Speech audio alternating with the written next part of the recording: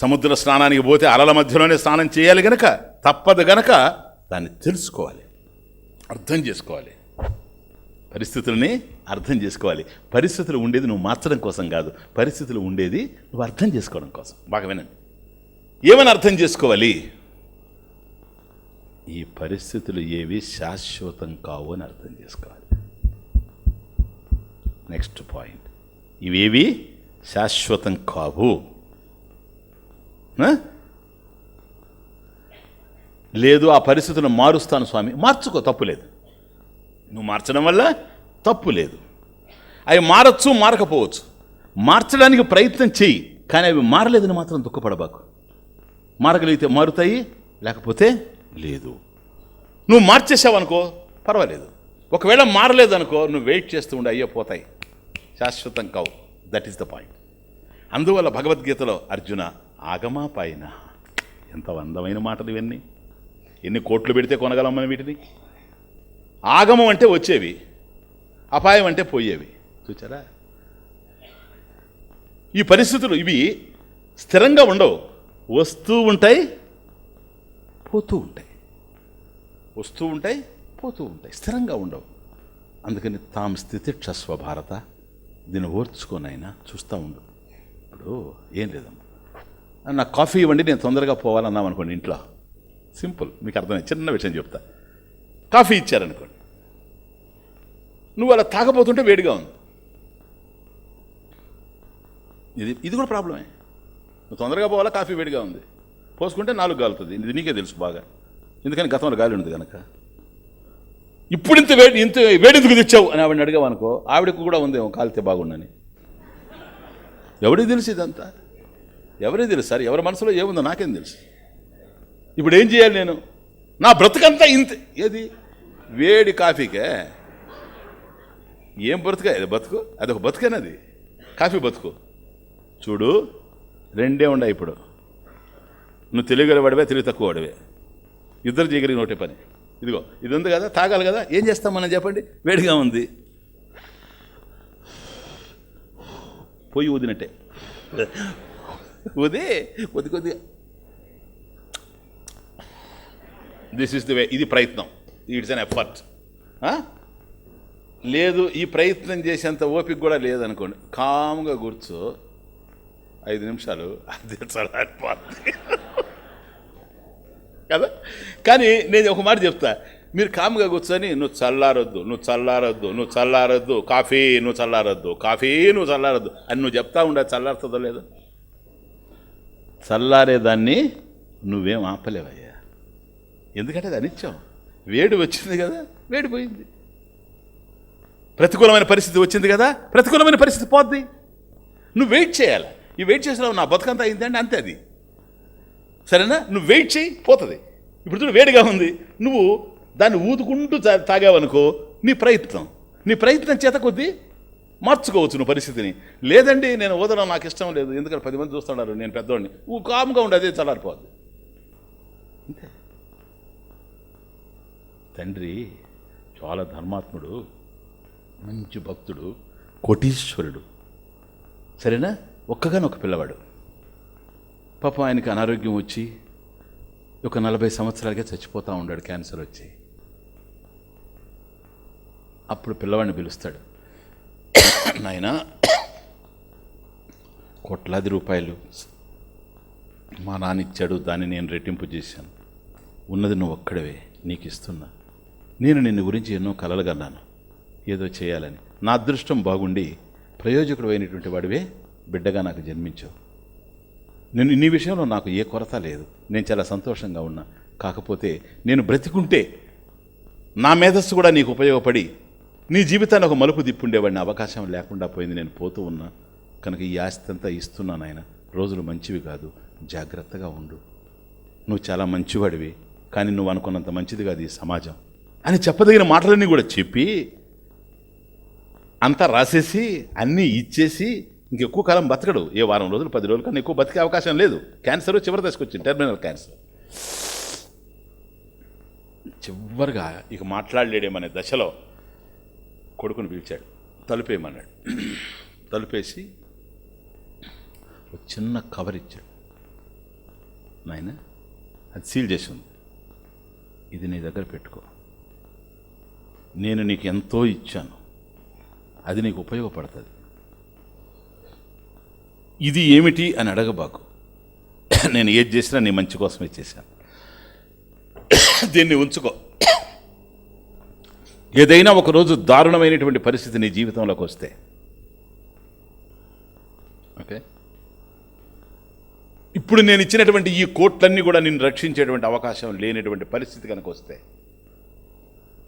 ఇక బ్రతుకు కష్టము అని కనుక నీకు అనిపిస్తే, ఆ రోజు మాత్రమే దీన్ని ఓపెన్ చేయి, అంతవరకు ఓపెన్ చేయి బాబు. నాన్న ఓపెన్ చేసి దాంట్లో ఏముందో చూడరా, అంతే ఇంకేలే అన్నాడు. ఇచ్చేసాడు ఆ ప్యాకెట్, ఆయన పెట్టుకున్నాడు. జాగ్రత్త, ఇది నేను ఇచ్చిన కోట్లు నువ్వు పోగొట్టుకున్నా పర్వాలేదు, ఇది మాత్రం పోగొట్టుకోవడానికి లేదండి. ఆల్ రైట్, అట్లాగే పెట్టుకున్నాడు. తండ్రి చచ్చిపోయాడు. ఆ తర్వాత ఇతను వ్యాపారం చేసి ఇతర దేశాలతో కూడా వ్యాపారం చేసి దీన్ని 10 ఇంతలుగా పెంచేశాడు ఆస్తిని. పిల్లవాడు మంచివాడు. ఇతను నంబర్ ఎంత అవుతుంది రిచెస్ట్ పీపుల్లో ఇండియాలో అన్నంత స్థాయికి ఎదిగాడు. సరేనా? ఒక దశలో ఒక విపరీతమైనటువంటి ఆలోచన. కారణం ఏంటంటే అలా ఉంది మార్కెట్. ఈయన షేర్ ఈయనకు వచ్చినట్టుంది. ఇతర దేశాలతో చేస్తున్నాడు కనుక ఒకసారి ఒక పెట్టుబడి పెట్టాల్సి వచ్చింది. ఆ పెట్టుబడి కనుక పెడితే ఇప్పుడుండేదానికి 10 రెట్లు పెరిగిపోయేటువంటి అవకాశాలు ఉన్నాయి. అట్లుందా మార్కెట్. అందరితో కన్సల్ట్ చేశాడు. ప్రొసీడ్ అయిపోండి సార్, ఇంకేముంది, మీ జాతకం తిరిగిపోయిందని. మనదంతా పెట్టాలి, సరిపోవడం లేదు, కొంత అప్పు కూడా తీసుకోవచ్చు. ఎందుకంటే ఇంక ఈ రోజు నుంచి ఇంకా ఆలోచించాల్సిన అవసరం లేదు. నంబర్ 1 అయిపోతాడేమో ఇండియాలో. అంతా చేశాడు. దానికి సంబంధించినటువంటి వ్యవహారం నడుస్తూ ఉంది. ఓకే, నెక్స్ట్ డే ఇతని యొక్క ఎఫర్ట్ ఏదైతే ఉందో, ఆ కంపెనీ అక్కడ ఏదైతే ఉందో అది నడి సముద్రంలో మునిగిపోయింది. టోటల్ పోయింది. ఛానల్స్ అన్నీ మాట్లాడుతూ ఉన్నాయి, పేపర్స్ అన్నీ రాస్తూ ఉన్నాయి.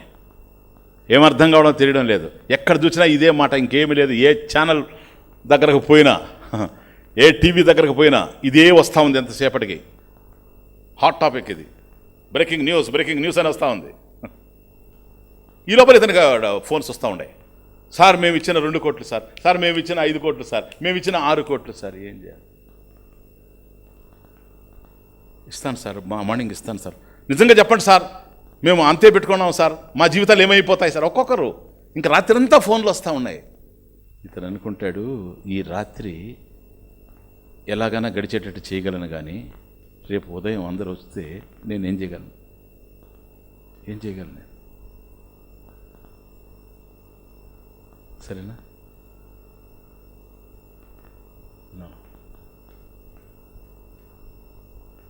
ఇంతకాలం గౌరవంగా బతికాను, రేపు నా ఇంటి ముందు అందరూ నిలబడిపోతే పలానాయన కుమారుడు అంటుంటే మా నాన్నకి చెడ్డ పేరు. కనుక నేను తప్పు చేయలేదు, ఏదో వ్యాపారం ఇలా అవుతుందని అనుకోలేదు, విషం తీసుకొని మరణిస్తాను. డిసైడ్ అయిపోయింది. ఎండ్రిని కలుపుకొని పెట్టుకున్నాడు దగ్గర. ఇంకా తాగేస్తాడు. ఇటువంటి చోట పుణ్యాలు కావాలి మనిషికి. తండ్రి చేసిన పుణ్యం ఉందేమో, తాను చిన్నప్పటి నుంచి మంచివాడు, సాత్వికుడు, భక్తి చేసినవాడు. సడన్గా జ్ఞాపకం వచ్చింది, ఆ రోజు మా నాన్న చనిపోతూ ఒరే ఇటువంటి పరిస్థితి వస్తే ఈ కవర్ ఓపెన్ చేయి అన్నాడు కదా, ఏంటో ఈ కవర్ అని వెళ్ళి ఓపెన్ చేశాడు. ఓపెన్ చేసే దాంట్లో ఇంకో కవర్ ఉంది, అదే సీల్ చేసి ఉన్నాడు. దాన్ని ఓపెన్ చేశాడు. ఎందుకంటే ఇంతది ఇచ్చాడు అతను, ఏముందో తెలియదు లోపల. ఎంత పెద్ద డైమండో అదో ఇదో, ఈ బాధలన్నీ పోతాయేమో ఏంటో అసలు అర్థం కావడం లేదు. మళ్ళీ తీశాడు ఇంకొక కవరు, అది కూడా సీల్ అయింది. ఇట్లా అన్ని ఒక 10, 11 తీసిన తర్వాత 12ది ఓపెన్ చేశాడు. దాంట్లో అంత కాగితం ఉంది. పైన ఇంగ్లీష్లో ఒక సెంటెన్స్ ఉంది, కింద సంస్కృతంలో ఒక శ్లోకం ఉంది. సంస్కృతం ఈ అబ్బాయికి రాదు, అందువల్ల ఇంగ్లీష్ సెంటెన్స్ అర్థమైంది. Even this will pass away, even this will pass అవే. అంటే ఇది కూడా పోతుంది. వీడికి ఆలోచన అవ్వగలిగింది, ఏం కూడా పోతుంది, ఇప్పుడు పోయిందంతా పోయింది, ఇది కూడా పోతుంది అన్నాడేంటి, ఇది కూడా ఇంకేముంది, మన దగ్గర ఏమీ లేదు కదా, ఏం పోతుంది, ఏమో నాకు వచ్చిన దుఃఖం కూడా పోతుందే, ఈ పరిస్థితి కూడా పోతుందే, ఒక్క ఊరికే అట్లా ఆలోచన వచ్చింది. ఆ తర్వాత కింద శ్లోకం ఉంది. వెంటనే ఎవరికో ఫోన్ చేశారు, ఎవరినో ఒక పండిట్ని చూచాడు, ఆయనకి ఫోన్ చేసి అయ్యా కారు పంపిస్తున్నా మీరు వస్తారా, నాకు సంస్కృత శ్లోకాన్ని. ఇదేంటయ్యా రాత్రి 3:30కి సంస్కృత శ్లోకం, నువ్వేమైనా సుందర చైతన్య శిష్యుడివే, ఏం కర్మ ఇది, నిద్రపోరా మీరు, ఏంది రాత్రి ఏందా 4 గంటలకి సంస్కృత శ్లోకానికి ఇదే టైము, ఉదయం కాదు సార్ ఇప్పుడే ఇంపార్టెంట్. వచ్చాడు.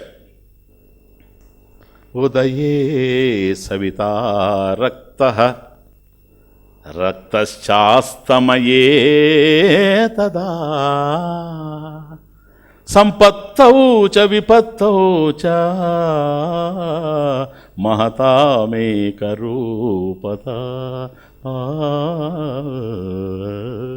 ఇది శ్లోకం.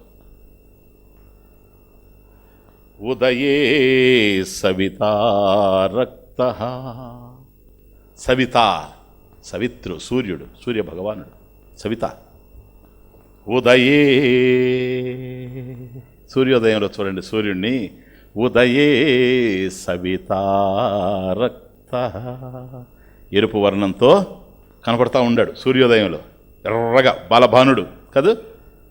ఉదయే సవితా రక్తః రక్తశ్చాస్తమయే తదా రక్తః చ అస్తమయే తదా. సాయంత్రం సూర్యాస్తమయం జరుగుతుంది చూచారా, సన్సెట్. ఆ టైంలో చూడు ఎట్లా ఉన్నాడో సూర్యుడు. ఉదయం సూర్యోదయంతో ఏ విధంగా అయితే ఉన్నాడో, సాయంకాలం కూడా సూర్యాస్తమయ సమయంలో కూడా అట్లాగే ఉన్నాడు. ఉదయించినప్పుడు ఆకాశంలో ఎర్రగా బాలభానుడు కనపడుతూ ఉన్నాడు. సాయంత్రం కనుక నువ్వు పశ్చిమాద్రిలో గుంకేటప్పుడు ఆయన్ని గనక చూస్తే అక్కడ కూడా నీకు ఎర్రగా కనిపిస్తూ ఉన్నాడు. ఇక్కడ ఎట్లాగైతే ఉన్నాడో, ఉదయించేటప్పుడు ఎలాగైతే ఉన్నాడో, అస్తమించేటప్పుడు కూడా అలాగే ఉన్నాడు. ఇక్కడ ఉదయిస్తున్నాను అనేటువంటి ఒక డిఫరెంట్ కలర్ లేదు, అక్కడ అయ్యో అస్తమిస్తున్నాని అనే కలర్ లేదు, రెండు ఒకే విధంగా ఉన్నాయి. ఉదయే సవితా రక్తః రక్తశ్చాస్తమయే తదా. చూసారా, అట్లాగే విపత్తౌ చ, సంపదలు ఆపదలు రెండు వచ్చినప్పుడు మహతాం ఏకరూపత, మహతాం ఏకరూపత. మహాత్ములు ఎట్లా ఉంటారు అంటే ఏకరూపత, ఒకే విధంగా ఉంటారు. ఇప్పుడు నాకు సంపదలు వచ్చాయి కనుక నేను ఇంకొక విధంగా ఉండాలి, నాకు ఇప్పుడు ఆపదలు వచ్చాయి, విపత్తులు కష్టాలు వచ్చాయి,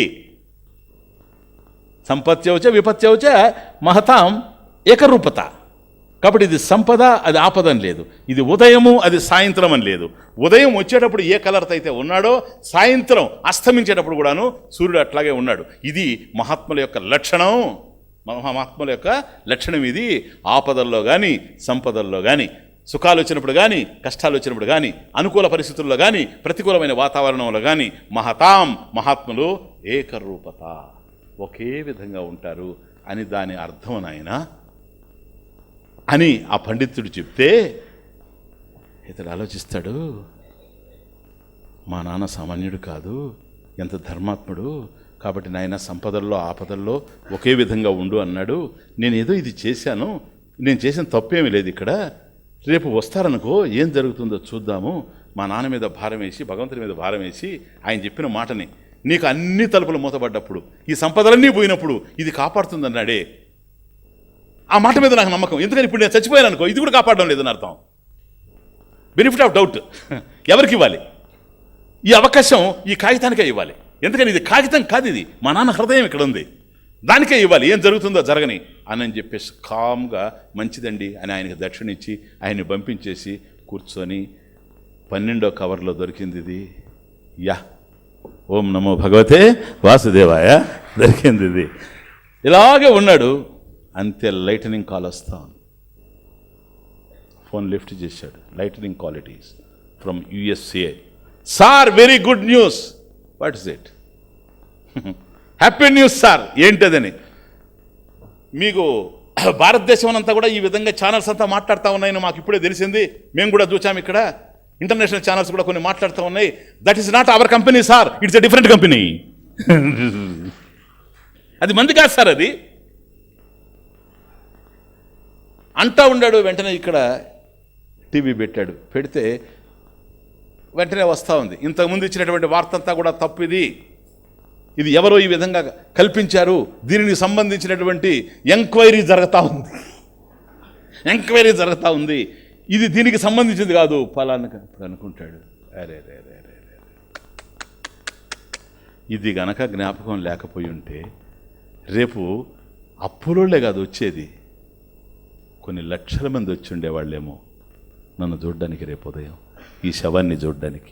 ఇంత మంచివాడిని దూరం చేసుకున్నాను. కోట్లాది రూపాయలు ఇచ్చి మా నాన్న నన్ను సేవ్ చేయలేకపోయినాడు, కానీ ఇదిగో ఈ ఒక్క కాగితంతో సేవ్ చేయగలిగాడు. This is the life. ఈ ఒక్క కాగితం దీంట్లో ఉంది. Even this will pass away, ఇది కూడా పోతుంది. ఏది? ఈ ప్రతికూల వాతావరణం కూడా పోతుంది. ఇది నీకు కావాల్సిన అవగాహన. ఈరోజు ప్రతికూలంగా ఉంది, నువ్వు కామ్గా ఉండు, కాఫీ చల్లారిపోదు. అర్థమవుతుంది? ఇలా ఇప్పుడు నేను అంటాను, ఈ శ్లోకం ఉందనుకోండి, ఇప్పుడు నాకున్న టైంలో ఇంతవరకు చెప్పాను, ఈ శ్లోకం మీద ఒక వారం చెప్పమంటే చెప్తాను నేను. అంత ఉంది దాంట్లో. మన మహాత్ములు అంత అక్షయ ధనాన్ని మనకు ఇచ్చి వెళ్ళారు, చిన్న విషయం కాదు. అందుకని కవిం పురాణం అనుశాసితారం అన్నప్పుడు భగవద్గీతలో కవి అంటే ఎవరు అంటే ఆదిశంకరాచార్య స్వామి అన్నారు క్రాంతదర్శి అన్నాడు. కవి అంటే ఎవడంటే కవి క్రాంతదర్శి, మూడు కాలాల్లో ఉండే విషయాన్ని తెలిసినవాడు. పురుష ఏ వేదగం సర్వం యద్భూతం యశ్చ భవ్యం, వాడు కవి. ఉదయం చూసామే, వాడు కవి. కవి క్రాంతదర్శి, జరగబోయేది తెలిసినవాడు, జరిగింది తెలిసినవాడు, ఇప్పుడు జరిగేది తెలిసేవాడు. ఎందుకంటే అన్ని కాలంలోనే జరుగుతున్నాయి. కాలాతీతులైనటువంటి జ్ఞాని కవి అంటే. అందువల్ల మన మహాత్ములు రాసినటువంటి గ్రంథాలు ఏవైతే ఉన్నాయో, ఇతరులు రాసినవి ఉన్నాయి చూసారా, సినిమా పాటల్లాగా, సినిమా కథల్లాగా ఈరోజు ఉంటాయి, రేపు లేకుండా పోతాయి. మన కవులు వాళ్ళు కాదు, మన మహర్షులు కవులు అంటే. ఇక్కడ కవులు మన మహర్షులు, క్రాంతదర్శులు, సత్యదర్శనం చేసినటువంటి వాళ్ళు, సత్యద్రష్టలు. అందుకని సుస్థిరంగా ఉంటాయి వాళ్ళు రాసినవి. ఏ భాషలన్నా ఉంటారు, కాకపోతే ఇక్కడ ఆధ్యాత్మిక జ్ఞానం ఉండడం వల్ల తత్వజ్ఞానంతో వీళ్ళందరూ తత్వదర్శనులు అయ్యారు. అది విషయం. లేకపోయినా కూడా ఈ విధంగా కూడా కొన్ని చెప్పిన వాళ్ళు ఉన్నారు. ఇప్పుడు వర్డ్స్ వర్త్ కానీ, షెల్లీ, కీట్స్, వీళ్ళంతా కూడాను చాలా దగ్గరగా రాశారు మనకు అనేకమైనటువంటి విషయాలు. ఇది అంటుంటే నాకు జ్ఞాపకం వస్తుంది. పోయిట్స్ అంటే షెల్లీ అంటాడు ఒక చోట, poets are the unacknowledged legislators of this world. What a wonderful sentence. Shelley మీకు అనేకం అప్పుడప్పుడు చెప్తుండేవాడు నేను. The one remains, many change and pass, heaven's light forever shines, earth's shadows fly. Shelley అద్భుతంగా రాసేవాడు. అంతా మన సాహిత్యం లాగానే ఉంటుంది. ఆయన సాహిత్యం చదువుతూ ఉంటే అటువంటి వాడు అంటాడు, పోయిట్స్, కవులంటే ఎవరు?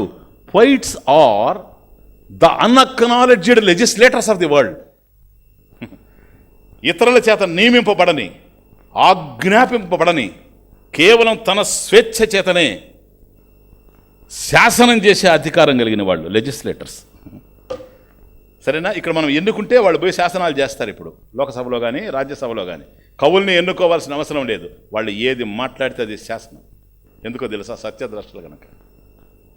షేక్స్పియర్ కూడా అంత అద్భుతంగా రాసిన వాడు ఒక్కొక్క చోట అసలు ఇంగ్లీష్లో లేని పదమే పెట్టేశాడు. ఉండే షేక్స్పియర్ దగ్గర అట్లా. అది అంతకుముందు షేక్స్పియర్ ముందు ఆ పదం లేదు. ఆడు వచ్చింది అనుకోండి, చాలా అందంగా ఒక రైమ్ వచ్చింది, రిథం వచ్చింది అనుకోండి, యతిప్రాస గులబల అని కూడా పెట్టేశాడు ఒకటి. ఇది ఏందా అంటే దాని అర్థం ఇది పో అన్నాడు. రాసుకున్నారు తర్వాత అంతే. ఇంకా అటువంటివి కూడా వచ్చాయి. ఇక మన దగ్గర అటువంటి ప్రయోగాలు ఛాందసం నేను చెప్తూనే ఉంటాను కనుక వేదంలో అత్యద్భుతాలు జరిగాయి. కాబట్టి వాళ్ళు కవులు, వాళ్ళు శాసిస్తారు. వాళ్ళు అలా శాసించడానికి ఇతరుల యొక్క అనుమతి వాళ్ళకి అవసరం లేదు. They are the unacknowledged legislators of the world. Shelley. Poets are the unacknowledged legislators of the world. కాబట్టి ఎవరి చేత నియమించబడకుండా, ఎవరి చేత ఆజ్ఞాపింపబడకుండా తమకు తాముగా స్వేచ్ఛగా శాసనాలు చేసేటువంటి అధికారం వాళ్ళకు ఉంటుంది. ఎందుకో తెలుసా? వాళ్ళ నుంచి వచ్చే ప్రతి మాట సమాజానికి వరాల మూట. చిన్న విషయం కాదు అది, ముత్యాల మూట, అది రత్నాల మూట. అది చూడు, ఇంత డబ్బు ఆ కుర్రాన్ని సేవ్ చేయలేకపోయింది, జస్ట్ దీంతో అయిపోయింది వాడి కథ. కాబట్టి పరిస్థితుల్ని నువ్వు అర్థం చేసుకుంటూ పోవాలి ఈ విధంగా. కాబట్టి పరిస్థితులను అర్థం చేసుకోవడం అంటే ఒకటే, పరిస్థితులు ప్రతికూలంగా ఉంటే పరిగెత్తడం కాదు. నిన్ను యాక్సెప్ట్ చేయమన్నాను, నిన్ను నువ్వు యాక్సెప్ట్ చేయమంటే నీ పరిస్థితులను కూడా నువ్వు యాక్సెప్ట్ చేయాలి. నేను చెప్పిన 6 పాయింట్స్లో నిన్న పరిస్థితులను యాక్సెప్ట్ చేయడం, పరిసరాలను యాక్సెప్ట్ చేయడం. ఎందుకు పరిసరాలను యాక్సెప్ట్ చేయాలి? లేకపోతే నువ్వు పరిగెత్తుకుంటూ పోవచ్చు. నో, నువ్వు వెళ్ళినా కూడా నీ పరిసరం నీకే, ఏ పరిసరంలో నువ్వు ఉండాలనో ఆ పరిసరమే నీకు ఉంటుంది. ఎందుకంటే కర్మఫలం కనుక. అండర్స్టాండ్? కాబట్టి పరిస్థితుల్ని పరిసరాలని అర్థం చేసుకుంటూ పోవాలి మనం. అవి దారుణంగా నీకు అనిపించవచ్చు, మార్చగలిగితే మార్చు, లేకపోతే యాక్సెప్ట్ చేసేయి. ఫినిష్. ఇప్పుడు గుండె భారం చాలా తగ్గుతుంది. మీ జీవితంలో వచ్చే సమస్యలంతా ఇప్పుడు నేను మాట్లాడినటువంటి దాంట్లో అర్థమవుతుంది. 1 hour అవుతా ఉంది స్పీచ్ ప్రారంభం, ఇది ఇంట్రడక్షన్ కాదు. ఇప్పుడు దీంట్లో మీకు అన్ని సమస్యలకు పరిష్కారం దొరుకుతుంది. ఇక నెక్స్ట్ ఏంటో తెలుసా? జీవన విధానంలో జీవన జ్యోతి వెలగాలంటే ఇతరులతో నీకుండే సంబంధాలు. ఎందుకని? ప్రపంచాన్ని యాక్సెప్ట్ చేయమన్నాను. నీ పరిస్థితుల్ని నువ్వు అంగీకరించాలి. నిన్ను నువ్వు అంగీకరించాలి అంటే నీ పరిస్థితులను అంగీకరించాలి, నెంబర్ 1. నీ పరిసరాలను అంగీకరించాలి, నెంబర్ 2. ప్రపంచాన్ని అంగీకరించాలి, నెంబర్ 3. గతాన్ని అంగీకరించాలి, నెంబర్ 4. పోయే వాటిని అంగీకరించాలి, వచ్చే వాటిని అంగీకరించాలి. అది నేను మీకు చెప్పిన 6 పాయింట్స్ నిన్న. కాబట్టి ప్రపంచాన్ని అంగీకరించడం అంటే ఏంటో తెలుసా? ఇక్కడ ఏం ప్రపంచం? ఎంతో ప్రపంచం. నీ చుట్టూ ఎంత ఉంది ప్రపంచం? చాలా చిన్నది. Your world is limited. ప్రపంచం చాలా పెద్దది, the world is too much. అది వేరు. నీ ప్రపంచం చాలా చిన్నది అంటున్నారు. ఇప్పుడు కెనడాలో ఉండేది ప్రపంచమే, నీకేం సంబంధం? చెప్పండి. బంగ్లాదేశ్లో ఉండేది ప్రపంచమే, నీకేం సంబంధం? ఎవరున్నారో నీకేం తెలుసు? నీకుండేది చాలా చిన్నది సార్. నీ గూడే నీ ప్రపంచం. దాన్ని ఫస్టే యాక్సెప్ట్ చేయాలి. దీంట్లో దాన్ని యాక్సెప్ట్ చేయడం అంటే ఏంటో తెలుసా? నీ ప్రపంచంలో నీ జీవితంతో ముడిపడి ఉండేవాడు నీకు అనుకూలంగా జీవించడు. వాళ్ళు ఎవరైనా సరే. బాగా వినండి ఈరోజు. ఎందుకో తెలుసా? నీతో కలిసి జీవించాల్సిన ప్రారంధం ఉండి నీ జీవితంలో ప్రవేశించాడు. తండ్రిగా, తల్లిగా, భార్యగా, బిడ్డగా, భర్తగా, మామగా, అల్లుడుగా, తాతగా, మనవడగా, అన్నిగా, అప్పులోడుగా. వాడు నీతో కలిసి జీవిస్తూ ఉంటాడు. వాడు ప్రారంధాన్ని వాడు మోస్తూ ఉంటాడు. వచ్చిన బాధది. అగ్నికణాలు లాంటి సత్యాలు బాగా అర్థం చేసుకోండి. కాబట్టి వాడి ప్రారంధాన్ని వాడు మోస్తూ ఉంటాడు కదా. నీతో కలిసి జీవించాలి. వాడి ప్రారంధం వేరే, నీ ప్రారంధం వేరే. నీ ప్రారంధం వాడి ప్రారంధం కనుక ఒకటైతే ఇద్దరు కలిసి ఆనందంగా ఉండగలరు. నీకు త్యాగము నీ ప్రారంధం అయితే, లోపం వాడి ప్రారంధం అయితే ఇద్దరు కాన్ఫ్లిక్ట్. నువ్వు 10 మందికి మేలు చేసేవాడివి, ఇతరులకు అప్పులు ఇచ్చేవాడివి. నువ్వు కావాలంటే వడ్డీ లేకుండా, వాడు అన్ని చోట్ల వడ్డీకి తెచ్చేసేవాడు. వీళ్ళిద్దరు కలిసి ఒక ఇంట్లో ఉన్నారనుకోండి, ఎట్లా ఉంటుంది?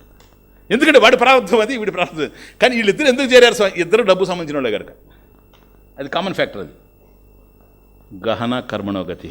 అర్జున, ఇవన్నీ లోతుకు పోతే ఈ రహస్యాన్ని అర్థం చేసుకోవడం మహా కష్టం. అది నాకు ఒక్కడికే తెలుసు, అందరికీ తెలియదు. అర్థమవుతుంది అర్జున?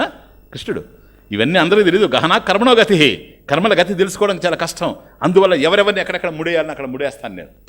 వాళ్ళంతా వాళ్ళు పడి ఉంటారు. ఇంకా వీడు వాడిని లాగుతుంటాడు, వాడు వీడిని లాగుతుంటాడు. ఎందుకంటే ముడి కనుక ఇది వీడేది కాదు, పోయేది కాదు. దాన్ని తెంచుకోవాలంటే మార్గం ఏంటి? సుందర చైతన్యాశ్రమం పోవడం ఇంకో మార్గమే లేదండి. నీకు ఇష్టం ఉండే లేపో, యథార్థం చెప్తాను. ఇంక నువ్వు వాడి పోయి కూర్చుంటే తప్ప, లేదా నువ్వు తాయితలు అవి పెట్టుకున్నావంటే కష్టం. తాయితలు వేసుకోవడం, తీర్థాలు పోసుకోవడం కనుక పెట్టుకున్నావా, జ్ఞానం లేకుండా మళ్ళీ ఇంకో జన్మలో మళ్ళీ ఇదే బాధలు వస్తాయి. కనుక ఇది జ్ఞానంతోనే పరిష్కారం కావాలి. అజ్ఞానం వల్ల వచ్చినటువంటి బాధలు. దేర్ఫోర్ ఇది ఇంతకన్నా మరొక మార్గం లేనే లేదు. అందువల్ల నీ చుట్టుపక్కల పరిస్థితులని నీ వాళ్ళని యాక్సెప్ట్ చేయడం అంటే ఏంటి తెలుసా? ఎవడు ఎట్లుంటే వాడిని అంత యాక్సెప్ట్ చేసేస్తే అంత గుండె భారం తగ్గుతుంది. నీ వల్ల నీ చుట్టూ ఉండేవాళ్ళకి పరితాపం ఉండకూడదు, ఏ కారణం చేతనైనా సరే. దానివల్ల మంచి జరగకపోని. నా వ్యక్తిగతంగా చెప్పమంటే ధవళేశ్వరం లైఫ్కి హైదరాబాద్ లైఫ్కి అదే మెయిన్ డిఫరెన్స్. ధవళేశ్వరంలో నా కూడా ఉన్నవాళ్ళు నా వల్ల చాలా కష్టపడుతుండేవాళ్ళు. ఇప్పుడు ఇక్కడ ఉండే వాళ్ళకి ఒక కష్టం లేదు నన్ను కష్టపెట్టడం తప్ప ఏదైనా ఉంటే.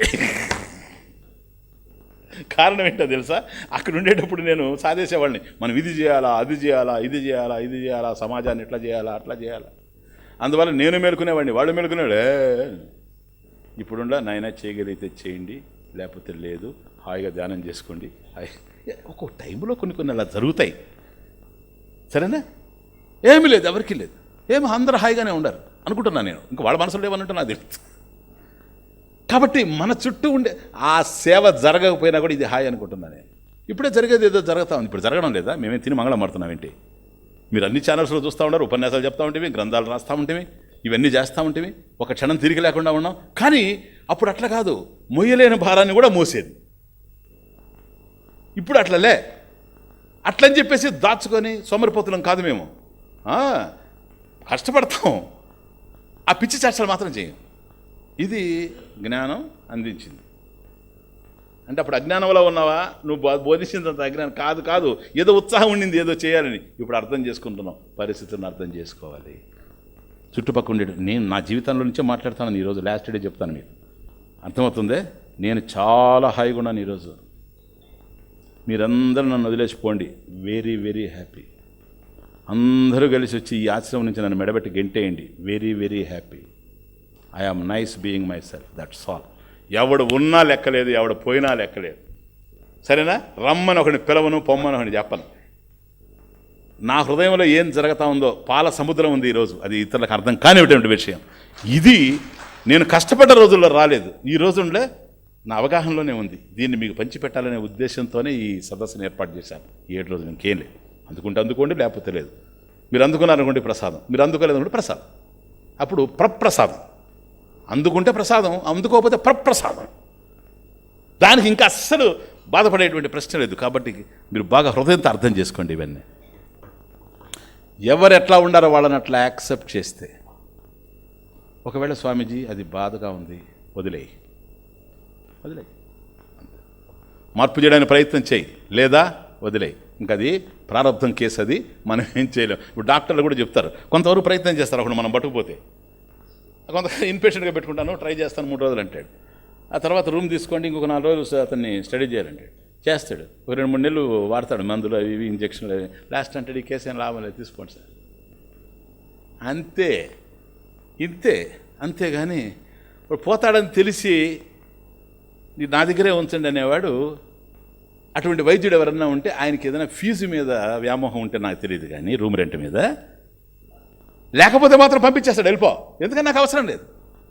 కాబట్టి మనం మార్చగలిగేటువంటి వ్యక్తులు మన దగ్గర పెట్టుకోవడం, ఇంక ఈ కేసు లాభం లేదు, ఇది క్రానిక్, ఇది డ్యామేజ్డ్, ఇది ఉంటే పక్కనోడికి కూడా అంటుకునేటట్టుంది అని అంటే పంపించేయడం అంతే, సరేనా? ఎక్కడి నుంచి? అది సార్ ఇది. కాబట్టి ఉన్నట్లుగా యాక్సెప్ట్ చేయాలి. మన చుట్టూ ఉండేవాళ్ళు ప్రారంభవశాత్తు కలిశారు కనుక వాళ్ళు ఎవరైనా సరే వాళ్ళని యాక్సెప్ట్ చేయాలా? ఏమని యాక్సెప్ట్ చేస్తుంది? ఇది తమాషా. మనతో వచ్చిన బాధ ఏంటంటే, ఇతరులదే మనకు పెద్ద ప్రాబ్లం, మనది కాదు. మన సమస్యలు మనకు 25% కూడా లేవు, 75% ఇతరుల సమస్యలే. ఎక్కడైనా చూసుకోండి. పూర్వపు రోజులు అయితే ఇంకా ఉండేది అమ్మగారులకి, ఇప్పుడు లేదు కానీ, అది వాళ్ళ టైం లేదు. పూర్వపు రోజుల్లో ఏ ఇంట్లో గొడవ వచ్చినా పక్కింటి ఆవిడ వల్లే, ఆవిడ ఏదో ఒకటి చెప్పేస్తుంది వాళ్ళ అత్తకో ఎవరికోరికి. ఇప్పుడు అంత టైం ఎవరికి లేదు, ఆ ఇంట్రెస్ట్ కూడా వాళ్ళకి పోయింది. ఎందుకంటే ఒకవేళ అత్తకు పోయి కోడల మీద చెప్తే అత్త ఆమెను తిడుతుందనే నమ్మకం లేదు, ఎందుకంటే అత్తకు కూడా నీరసంగా ఉంది. అసలు అత్త very busy in watching the TV.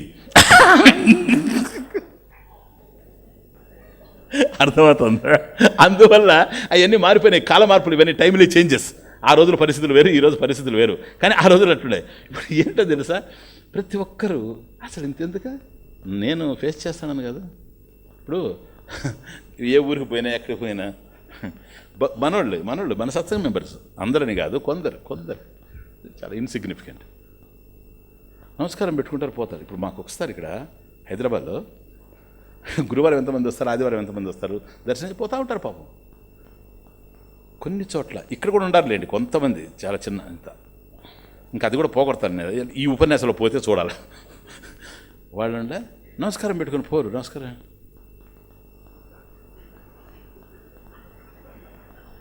ఏందిరా ఇది, ఇట్స్ ఎ డిఫరెంట్ పోజ్, ఏంటి అసలు ఏంటని పోయి అట్లా బయటికి పోతే కూడా మళ్ళీ ఇట్లా ఏమైంది అతనికి, ఏదో సమస్య. ఒకసారి 2 సార్లు లే, అతను ఏంటంటే ఏనాయనా బాగుండావా అని అనలేదు స్వామీజీ. ఇది మీకెట్ట తెలుసు స్వామీజీది, ఇంకోటితో చెప్తాడు. పోయి వాడేం చేస్తాడు, నాకు చెప్తాడు.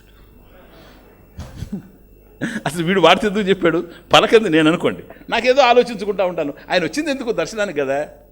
నేను రమ్మన్నానా, ఏడిపించి నన్ను కూర్చోబెట్టేది ఒక చోట. నాకు ఎంత బాధ కుదరదు. మొన్న మా వాళ్ళకి చెప్పిన పిల్లలకి, వాళ్ళు చెప్పరు ఎందుకని నేనే చెప్తున్నా.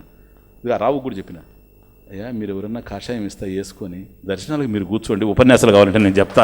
ఆ కూర్చోలే చస్తున్నాను. ఎందుకంటే పెద్ద అంగడిలాగా ఉంటుంది నాది కర్మ. ఇప్పుడు యథార్థం చెప్తున్నా, ఇప్పుడు పోయి కూర్చోవాలి. నేను రాత్రంతా ఉదయం అంతా రాసి గీసి అంతా ఈ గిరిదారి పంపించేది ఇది వాళ్ళకంతా చెప్పేసి కంప్యూటర్లో ఇది చేయండి ఆయన అని చెప్పేసి 8 o'clock పోయి నేను కూర్చుంటే వీళ్ళు స్టార్ట్ అవుతారు అక్కడి నుంచి.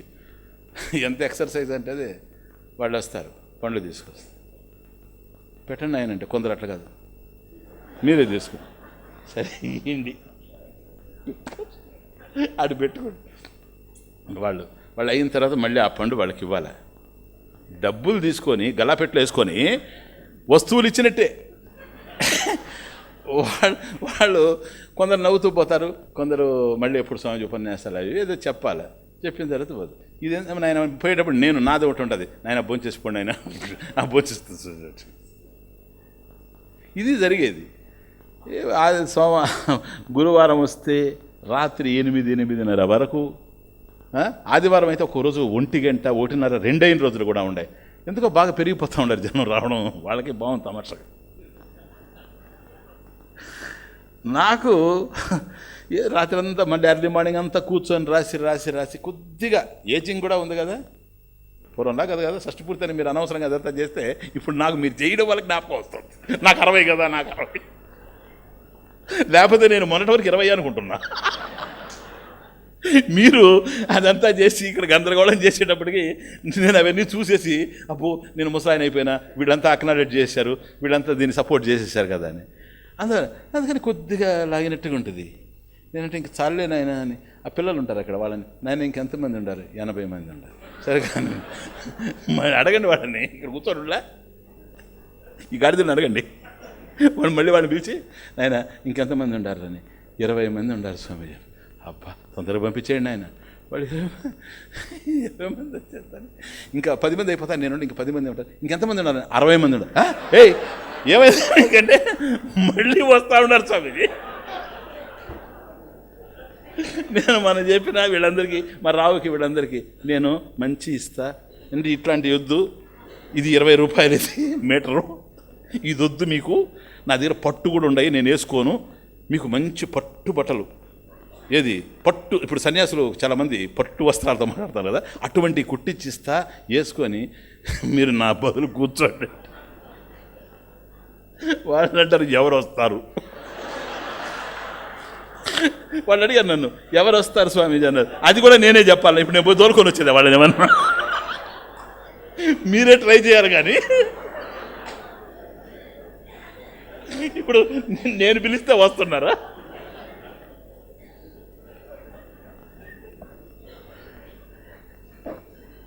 అర్థం కదా. సో ఏదో ఒక మాట్లాడదాం, వరుసగా 50 మందితో మాట్లాడిన తర్వాత నీరసంగా ఉన్నదనుకోండి, ఎవరైనా వచ్చినప్పుడు నవ్వామనుకోండి, స్వామీజీ మనల్ని ఏనైనా బాగుండావని అడిగేవాడు ఎప్పుడు, ఈసారి ఏం అడగలేదు.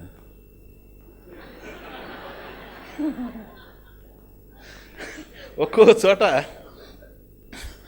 చోట ఇంకో తమాషా. స్వామీజీ ఒక ఆవిడ, ఇవన్నీ జరిగినాయే సార్, వీళ్ళకంతా తెలుసు, పేర్లు గీళ్ళు తెలుసు, మీకు తెలియదు అని నేను కూడా చెప్పను. ఇదిగో స్వామీజీ మా ఆయన వచ్చినప్పుడు మీరు ఒక్కసారి ఆయన్ని, నేనే తొండ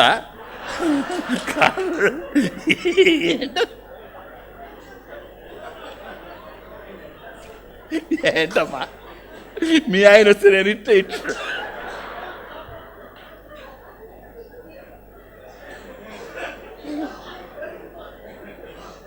దేనికి అనే లేదు స్వామీజీ, మీరు కనుక అలా అనేసారంటే హాయిగా ఉంటాడు ఆయన ఆనందంగా స్వామీజీ నాటు. ఒక ఆయన మెల్లగా వచ్చి, మా ఆవిడ వచ్చినప్పుడు బాగుండావా అని ఒక్క మాట మీరు అనేస్తే చాలు స్వామీజీ. ఎందుకంటే మీరు కనుక అడగకపోతే ఆవిడ ఏడొస్తుంది, మీరు అంటే కనుక నన్ను ఏడిపిస్తుంది. నేను చెప్పిన వాళ్ళతో, చూడు నాకు 60 వచ్చాయి, 40 సంవత్సరాల నుంచి ఈ బాధలు పడుతున్నా, నువ్వు చెప్పడంలో తప్పు లేదు నాయన, ఆ క్యారెక్టర్ నేను వేయలే నీకు మీదట, వస్తే రండి లేకపోతే పోండి. చాలా క్లియర్గా చెప్పాను, వస్తే రండి లేకపోతే పోండి. ఏంటమ్మా నువ్వు నీ భర్తకు చెప్పు. దర్శనం అంటే ఏంటంటే, ఇప్పుడు నువ్వు తిరుపతికి పోతా ఉండవు, దుడ్డు ఎత్తుకొని పోతాడో లడ్డు ఎత్తుకొని వస్తున్నావు. నువ్వు దర్శనం అంటే అది. ఇప్పుడు రా స్వామీజీని చూడడానికి కదా నువ్వు వచ్చావు, నేను ఉపన్యాసం, ఇప్పుడు ఉపన్యాసం విను, అక్కడికి వచ్చావు కదా, దర్శనం చేసుకున్నావు కదా, నీకు ప్రసాదం ఇస్తున్నా తీసుకొని పో, సరేనా? ఒకవేళ స్వామీజీ మనసులో నీ మీద సదభిప్రాయం లేకుండా బాగుండావా అమ్మా అన్నాడు అనుకోండి, ఏమొస్తుంది నీకు? ఒకవేళ స్వామీజీకి నీ మీద సదభిప్రాయం ఉండి ఆయనకి నిజంగానే భక్తి కనుకుంటే, ఆయన అనుగ్రహం, భగవంతుని యొక్క అనుగ్రహం ఆయన మీద కనుకుంటే, ఇదిగో ఈ వచ్చిన వ్యక్తికి మంచి జరగాలి అని స్వామీజీ ప్రార్థించాడనుకో, చాలదా? అది నీకు చెప్పాలనా? These are the things you have to understand. అర్థమవుతుంది? ఇప్పుడు ఏం చేయాలంటే, ఎందుకు ఇప్పుడు నేను పలకరిస్తే ఏమొస్తుంది? ఎందుకంటే నా మీద వేసుకుంటున్నా, ఇంకా అన్నీ అట్లాగే ఉంటాయి. అత్త పలకరించలేదని, మామ పలకరించలేదు. పెళ్ళిళ్ళలో చూడు ఎవడో ఒకడు అడుగుంటాడు ఇడియట్. మీరు పెళ్ళిళ్ళలో చూడండి, ఒకడు బొంచేడు, అందరు కలిసి వాడిని పోయి లాగుతూ ఉంటారు. వాడు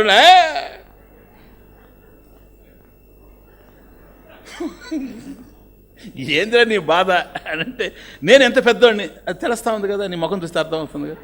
అది కాదు, వాడు చిన్నోడు కుర్చీ చేశాడు, నా పెద్దోడు కుర్చీ చేయలేదు, పెద్దోడు కుర్చీ చేయలేదు. కుర్చీలో ఎప్పుడు కూర్చోవాలి నువ్వు? ఈ కుర్చీ ఏమైనా కొత్తదే? అదేమన్నా మంత్రి చేయరా? అదే ఎందుకనంటే 10 మందిలో గుర్తింపు కావాలి. ఒక్కటే అండర్స్టాండ్ చేసుకోండి, ఎదుటివాడు నన్ను గుర్తించాలి అని అనుకున్నవాడు ఎవడు సుఖపడలేడు ఈ ప్రపంచం. ఎదుటివాడు నన్ను గుర్తించాలని ఎవడనుకుంటాడో తెలుసా? వాడి మీద వాడికి విశ్వాసం లేనివాడే ఎదుటాడు గుర్తించాలి అనుకుంటాడు. మీరు వచ్చి వినాలని నేను అనుకోను, నా ఉపన్యాసం ఉందంటే మీరు వస్తారు. ఆ కాన్ఫిడెన్స్ నా మీద నాకుంది. ఎందుకో తెలుసా? గొప్పతనం కాదు అది, శాస్త్రం ఉంది ఇక్కడ. శాస్త్రం అవసరమైనడు వస్తాడు, లేకపోతే లేదు. ఒకవేళ ఎదుటాడు గుర్తించాడు, నీకేమొస్తుంది? నిన్ను పొగిడినంత మాత్రాన వాడు మనసులో నీ మీద సదభిప్రాయం ఉందని నువ్వు ఎట్లా చెప్పగలవు? దేర్ఫోర్ మనల్ని గురించే మనకి ఎస్టిమేషన్ సరిగా లేదు. నువ్వేమిటో నీకు అర్థం కాలేదు. ఎట్లా తెలుసు? నువ్వంటే ఏమిటో నీకు అర్థం కాలేదని శాస్త్రం చెప్తా ఉంది.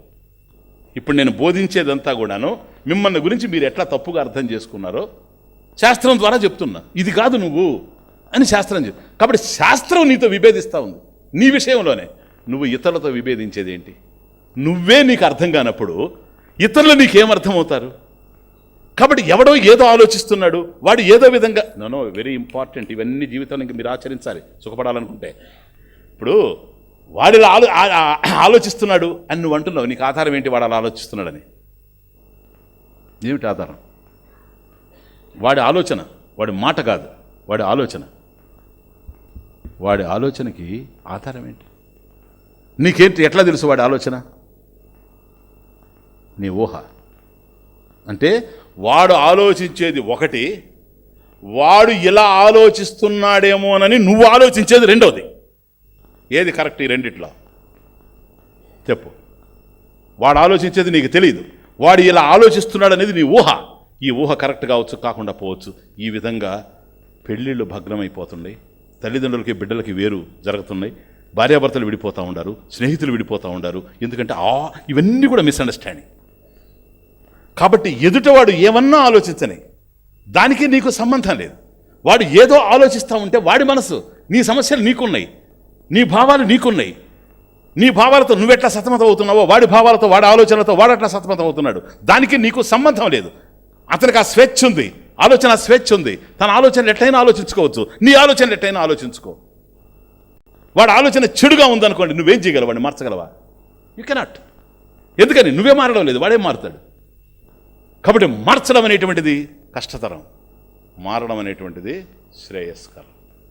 ఒకవేళ వాడు దుష్టుడే అయితే వీడు మారడు అని తెలుసుకొని కనుక నువ్వు మారిపోతే యూ విల్ బి హ్యాపీ. చెప్పు సమస్య ఎక్కడుందో ఇప్పుడు. రామ రామ జయ రాజా రామ్, రామ రామ జయ సీతారాం, రామ రామ జయ రాజా రామ్, రామ రామ జయ సీతారాం. సమస్యలు ప్రపంచానివి అయితే నీకెందుకు పరిష్కారాలు, సమస్యలు ప్రపంచానివి అయితే నీకెందుకు పరిష్కారాలు. నీవే నీకు సమస్యగా మారితే, నీవే నీకు సమస్యగా మారితే నీకు సమాధానం నీవే కదా. నీవే నీకు సమస్యగా మారితే నీకు సమాధానం నీవే కదా. ఇప్పుడు ప్రపంచానికి కనుక సమస్యలా, నీకు అవసరం లేదు పరిష్కారం. సమస్య నీ దగ్గరే ఉందా, నీ పరిష్కారం కూడా నువ్వే. ఎక్కడ సమస్య ఉందో అక్కడే. ఏమి ఏదో రాదు ఎక్కడో లేదు, వెలుపలలేవు వేదనలు. ఏదో రాదు ఎక్కడో లేదు, వెలుపలలేవు వేదనలు. ఏదో రాదు ఎక్కడో లేదు, వెలుపలలేవు వేదనలు. సంద్రములోని సుడి లేచింది, సంద్రములోని సుడి లేచింది, అంతా నీలోనే ఉంది. మనసా చూడు ఇదే నీ లోకం. మనసా ఓ మనసా నా మనసా చూడు ఇదే నీ లోకం. మనసా ఓ మనసా నా మనసా చూడు ఇదే నీ లోకం. నీ దగ్గర ఉంది సమస్య, ఎక్కడో లేవు. సుడిగుండం ఎక్కడొస్తుంది? సముద్రం నుంచే వస్తుంది. సరేనా? లేచిన అలలు ఎక్కడ? సముద్రంలోనే. ఎక్కడ పడాలి? సముద్రంలోనే పడాలి. ఈ తుఫాన్ ఎక్కడి నుంచి బయలుదేరుతా ఉంది? సమస్యలని నీ మనసులో నుంచి బయలుదేరుతున్నాయి. అక్కడే అవి రిజాల్వ్ కావాలి, ఇంకో చోట కానే కాదు. కాబట్టి ఇతరులు నీకు సమస్య కానే కారు, వాళ్ళ మనసులో వాళ్ళకి సమస్య. వాళ్ళు ఎలా ఉండాలనుకుంటున్నావే అక్కడ నీకు సమస్య ఉత్పన్నమవుతావు. ప్రయత్నం చేయి, తప్పు లేదు. మార్చడానికి ప్రయత్నం చేయి, తప్పు లేదు. కానీ వాళ్ళు మారకపోతే మాత్రం నువ్వు దుఃఖపడితే అర్థమే లేదు. ఎందుకని? అలా మారలేకపోవడం వెనుక వాళ్ళ కర్మఫలాలు ఉన్నాయి. అందుకని అంటుంటారు పూర్వం మన వాళ్ళు, ఏం చేస్తున్నారో వాడి కర్మ అటు పోని. అది దట్ ఇస్ ద పాయింట్. సింపుల్గానే వాళ్ళు పూర్వం రోజుల్లో ఇంత శాస్త్రం బలకపోయినా ఇంట్లో చదువు కూడా రాదు వాళ్ళకి. వాడు ఎంత చెప్పినా వినట్రా, వాడి కర్మ అటు పోని వాడిని అన్నాడు. దాని అర్థం ఏంటో తెలుసా? వాడి కర్మ ఫలం అది, నువ్వేం మార్చలేవు. Accept that. Okay, next point ఏంటి తెలుసా? టైం అయిపోతుంది, ఈరోజు ఆపుతాను ఇక్కడ. ఒకటి, వాళ్ళు నన్ను గుర్తించాలి అని నువ్వు ఆలోచించకుండా ఉండాలి. అప్పుడేమవుతుంది? వాళ్ళని యాక్సెప్ట్ చేయడంలో, నీ చుట్టూ ఉండే పరిస్థితుల్లాగా నీ చుట్టూ ఉండేటువంటి వ్యక్తులను కూడా నువ్వు యాక్సెప్ట్ చేయడంలో నీ భారం తగ్గుతూ ఉంది. ఒకటి, వాళ్ళకి నీ వల్ల కష్టం లేదు కదా, వాళ్ళ వల్ల కూడా నీకు కష్టం ఉండకూడదు. సెకండ్ పాయింట్, నువ్వు ఇతరులని, పరిస్థితుల్ని, పరిసరాలని అర్థం చేసుకొని నీ చుట్టూ ఎవరైతే ఉన్నారో వాళ్ళని నువ్వు పరితాపానికి గురి చేయకూడదు. అట్లని వాళ్ళ వల్ల నువ్వు దుఃఖపడకూడదు. ఇది ఇంకా ఇంపార్టెంట్. అతని వల్ల నా జీవితం ఎట్లయింది, ఈయన వల్ల నా జీవితం ఎట్లయింది. నువ్వు గనక చేయకపోతే నిన్ను కష్టపెట్టే శక్తి ఈ ప్రపంచంలో ఎవ్వరికీ లేదు. ఆ వ్యక్తిని నువ్వు శక్తికి మించి ప్రేమించడంలో, అతను అర్థం చేసుకోలేకపోవడంలో నీకు బాధలు ఉత్పన్నమవుతున్నాయి. అర్థమవుతుంది? నువ్వు అర్థం చేసుకోవాలంతే. చిన్నపిల్లవాడికి నువ్వు పాలు పట్టించాలి, అంతేనా? లేక వెజిటబుల్ బిర్యానీ పట్టిస్తావా? పట్టించు, పోతాడు వాడు. ఇంత చిన్న శిశువుకి నువ్వు అన్నీ పెడితే వాడు డైజెస్ట్ చేసుకోలేడు. అట్లాగే ఈ ప్రపంచాలు కూడా ఆ విధంగా ఉంటారు. వాటికన్నిటికీ నువ్వు బాధపడుతూ ఉంటే లాభం లేదు. నువ్వు అర్థం చేసుకోవాల్సిన విషయాలు ఇవన్నీ మార్పు చేయడానికి కాదు ఉండేది, నువ్వు అర్థం చేసుకోవడం కోసం ఉన్నాయి. దీన్నంతా కలిపి కృష్ణుడు ఒకటే ఒక్క మాట, అర్జున నువ్వు భక్తుడివే. అవును స్వామి, నేను భక్తుడిని కాకపోతే శృతి మందిరానికి ఎందుకు వస్తాను కదా? చెప్తున్నాను విను. నీ లక్షణం ఏదై ఉండాలో తెలుసా? భక్తి యోగంలో నేను చెప్పాను, భక్తులని వాడు ఇలా ఉండాలని. ఎలా ఉండాలని తెలుసా? 36 లక్షణాలు చెప్పాను. అందులో అద్భుతమైన శ్లోకం ఒకటి ఉంది, స్వామీజీకి బాగా నచ్చింది. ఏంటో తెలుసా నీకు? అది యస్మాత్ నా ఉద్విజతే లోక, లోకాత్ నా ఉద్విజతే చయ. పో, అయిపోయింది. నీ వల్ల లోకానికి బాధ ఉండకూడదు, లోకం వల్ల నీకు బాధ ఉండకూడదు.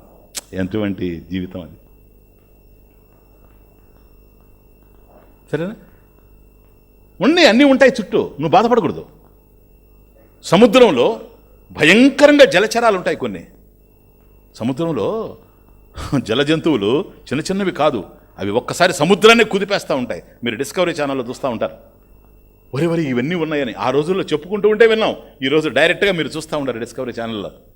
భయంకరమైనటువంటి మొసళ్ళు గీస, మొసళ్ళు ఏంటి వాటి పేర్లు నాకు తెలియదు, ఎన్ని కోట్లు. అవి అల్లకల్లోలం చేస్తూ ఉన్నాయి. కాబట్టి సముద్ర జలాల్లో ఉండేటువంటి జలచరాలు, జల జంతువులు సముద్రాన్ని కుదిపేస్తూ ఉండినా సముద్రం ఎప్పుడు గంభీరంగా, ప్రశాంతంగా, ప్రసన్నంగా ఉంది. ప్రసన్న గంభీరంగా ఉంది. వాటి గొడవలు వాటివే, సముద్ర ఘోష సముద్రమదే. ఇదే ఓంకార ఘోష, ఇదే ప్రణవనాదం. సముద్రం దగ్గరికి వెళితే ఒక్కసారి దాని మీద మనం కాన్సన్ట్రేట్ చేయగలం, దాని మీద మనం ధ్యానం చేయగలం. ఆ విధమైనటువంటి ధ్యాన ఉత్సాహాన్ని మనకు సముద్రం కల్పిస్తూ ఉంది కదా. దాంట్లోనే ఇంత అల్లకల్లోలంగా ఉంది. అంత అల్లకల్లోలంగా సముద్రంలో ఉండినా కూడాను సముద్రం ఎట్లాగైతే ప్రసన్న గంభీరంగా ఉందో, పరిస్థితులు ఆ విధంగా మన జీవితంలో ఉండినా అలా ఉండడానికి మనం నేర్చుకోవాలి. ఇతరులకి మన వల్ల పరితాపం ఉండకూడదు, వాళ్ళ వల్ల మనం కూడా పరితాపం పొందకూడదు. నాకు ఈ కష్టం వచ్చింది వాళ్ళ వల్ల అని అనడానికి అవకాశమే లేదు. నువ్వు ఎప్పుడు ప్రశాంతంగా ఉండాలా. ఎందుకని?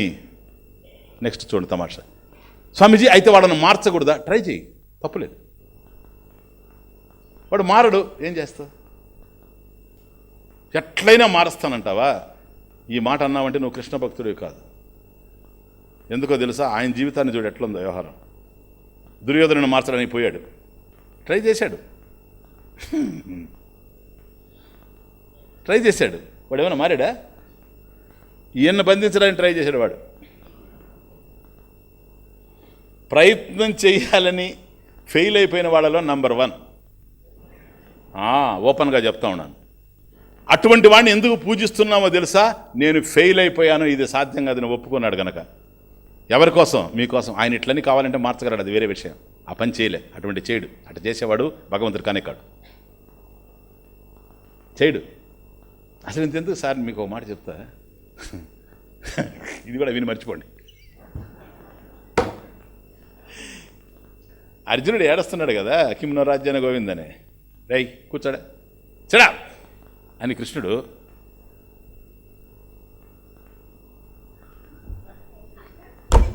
అనేస్తే మారిపోడా? మారిపోతాడా లేదా? ఒకరు పరిగెత్తా ఉన్నాడు అనుకోండి అర్జునుడు ఇట్లా, అప్పుడు మళ్ళీ ఇటు పరిగెత్తాడు అనుకోండి. అర్జునుడు ఎటు పరిగెత్తుంటే అట్లా ఇటు అనేస్తే కృష్ణుడు సరిపోదా? ఇవ్వలేడా? ఇవ్వలేడంటాను. జనకుడికి ఒక రికాబులో కాలు పెట్టి రెండో రికాబులో కాలు పెట్టే లోపల అష్టావక్ర మహర్షి జ్ఞానం ఇచ్చాడు కదా జనక మహర్షికి. రికాబులో కాలు ఏంటి? గుర్రం ఎక్కడం. అంటే సైకిల్లో ఈ ఫెడల మీద నుంచి ఆ ఫెడల మీద పోయేటప్పటికి జ్ఞానం ఇచ్చేశాడు అష్టావక్ర మహర్షి. అష్టావక్రుడే అంత ఇచ్చినప్పుడు ఆది దేవుడు ఇవ్వలేడా? అర్జున ఏడవలసిన అవసరం లేదు, కూర్చో, నేను ఇట్లుంటా, నువ్వు దండం పెడతా ఉండు, నేను ఇట్లంటా ఉంటా. ఇది ఎందుకని లేదో నాకు అర్థం కావడలేదు. నేను బాగా ఆలోచిస్తున్నాను దాన్ని, చాలా సీరియస్గా ఆలోచిస్తున్నాను. కృష్ణుడు ఎందుకు చేయలేదా ఈ పని అని. జ్ఞానం అట్లా రాదని తెలుసు కనుక. Knowledge is communicable. జ్ఞానం అనేది ఉండేవాడు ఇస్తేనే లేనివాడికి రావాలి, కానీ ఇలా ఇలా అంటే వచ్చే అవకాశం లేనే లేదు. అందువల్ల స్వామీజీ కొంతమంది ఇలాగే ఉంటారు. ఇప్పుడు ఏంటంటే జ్ఞానం లేదు కనుక, లేదు కనుక సార్. ఉంటే జ్ఞానమే బోధిస్తాడు ఏ గురువైనా. చూసుకోండి మీరు, ఫ్రమ్ టైమ్ ఇమ్మెమోరియల్, కొన్ని యుగాల నుంచి చూడండి, ఎవడైనా సరే మన సంప్రదాయంలో వచ్చినటువంటి వాడు జ్ఞానం బోధించాడు తప్ప ఈ పిచ్చి చేష్టలు ఎక్కడా చేయలేదు. పిచ్చి చేష్టలు ఎక్కడి నుంచి వస్తాయంటే మంచి చేష్టలు లేనప్పుడే వస్తాయి. అర్థమవుతుందా ఇప్పుడు? కనుక పొయ్యి వాడిని మార్చాలని పోయి మార్చలేకపోయాడు. ఇది నాకు ఎప్పుడో తెలుసు కదా, మరి నేను మార్చాలని ప్రయత్నం చేసిన 20 సంవత్సరాలు. నా కథ చూడండి. ఇది నా ఆరోగ్యం పడడానికి కారణమైంది.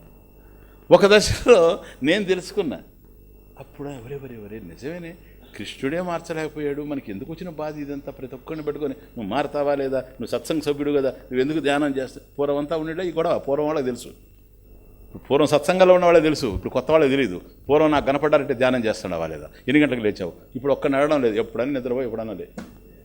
ఎందుకని? నీకు గనక దురద ఉంటే నువ్వు గోక్కుంటావు, నేను ఎక్కడొచ్చి గోకేది. ఎందుకంటే నీకు దురద ఎక్కడ ఉందో నీకు కరెక్ట్గా తెలుసు, కరెక్ట్ పాయింట్ తెలుసు. నాకు కరెక్ట్ పాయింట్ తెలియదు. ఇప్పుడు దురద కూడా ఒక తమాషా వ్యవహారం. ఇక్కడ ఉందనుకోండి, వాడు ఇక్కడ గోక్కుంటుంటే వాడికి భలే ఆనందంగా ఉంటుంది. తేటగల భాగ్యశాలికి వాటమగా గోళ్ళుండి వేడి నీళ్లుంటే తేటే దేవేంద్ర పదవి తెమ్మన మంత్రి. ఏ తేట అంటే చిన్న విషయం కాదు, ఇది మహానందం. అది వాడికి. నేను పోయి అయ్యా నీకు నీ శిష్యుడిని నేను గోకుతానని చెప్పేసి పోతే గోకునాయన అన్నాడు అనుకోండి, నేను ఇక్కడ గోకుతుంటా. వాడు ఇంకా చిడి వస్తే చా అక్కడ కాదురా, అక్కడ కాదా, ఇక్కడ కాదు బాయ్ అంటే కరెక్ట్ స్పాట్ నాకు తెలీదు. వాడే గోక్కుంటే ఆనందంగా ఉంటుంది. కాబట్టి నీకు దురదుంటే నువ్వు గోక్కుంటావు. నువ్వు భగవంతుడిని ప్రార్థించడానికి ఇప్పుడు ఒకరిని తీసుకెళ్ళి ధ్యానానికి కూర్చొని పెట్టగలం, కానీ ధ్యానం చేయించగలమా? ఇప్పుడు ధ్యానం చేసి ఆసక్తి లేని తీసుకొచ్చి కూర్చోబెట్టి వాడి సీట్ వేసి కూర్చొని ఫ్యాన్ పెట్టి చెయ్యి అన్నాం అనుకోండి, వాడు కళ్ళు మూస్తుంటాడు, నువ్వు ఎదురుగా కూర్చొని టప్పని పడిపోతాడు. వాడు కూర్చొని ఉన్నంత వరకు నీకు అర్థమే కాదు వాడు చేస్తున్నాడని అనుకుంటావు. వాడు చేయడం లేదని నీకు ఎప్పుడు చేస్తున్నాడు, వాడు పడిపోతాడు. వాడు పడిపోయి లేచి ఇటని వాడేంది ధ్యానం చేసేది, ఎవడి కోసం ఇది? అర్థమవుతుంది. కనుక నువ్వు ఉదయాన్నేలే, నువ్వు ధ్యానం చేయి, ఈ పిచ్చి మాటలన్నీ మాట్లాడేవాడిని నేను. ఇప్పుడు ఏం చెప్పడం లే, నాయన బ్రహ్మ ముహూర్తం లేస్తే ఈ ఎఫెక్ట్స్ ఉంటాయి అంతే, ధ్యానం చేస్తే ఇలా ఉంటుంది అంతే. విషయం తెలిసింది కదా, ఇష్టం ఉంటే చేసుకోలేకపోతే పో. నేను వచ్చి కూర్చొని పెట్టాను, నువ్వు పడిపోతావు. నువ్వు చేయదలుచుకున్నప్పుడు చేస్తావు. మారినదెవరు మార్చేదెవరు, అప్పుడు రాశాను ఆ పాట. మార్పు మనిషికి సాధ్యమా మనసా, మారినదెవరు మార్చేదెవరు. మార్పు మనిషికి సాధ్యమా మనసా, మారినదెవరు మార్చేదెవరు. కురిసే మబ్బును నిలిపేదెవరు, మారే మనిషిని ఆపేదెవరు. మారినదెవరు మార్చేదెవరు. మార్పు మనిషికి సాధ్యమా మనసా, మారినదెవరు మార్చేదెవరు. అప్పుడు ఈ సాంగ్ ఎక్కడైతే నేను అనుకున్నానో ఇంకా ఇది రాంగ్ రూట్ అనుకున్న తర్వాత అక్కడికి అది మానేసి మనం ఉపన్యాసాలు చెప్పాలే తప్ప వాళ్ళ భుజాల మీద ఎక్కకూడదు అని నిర్ణయం చేసుకున్న తర్వాత ఆ రోజు నుంచి ఎవరిని కూడా నువ్వేం చేస్తున్నావని అడగడం లేదు, హాయిగా ఉంది. ఆయన ధ్యానం చేశాడా, ఓకే. చేయలేదా, ఓకే. అర్థమవుతుందా? ఎందుకని? ఇది ఫ్యాక్ట్.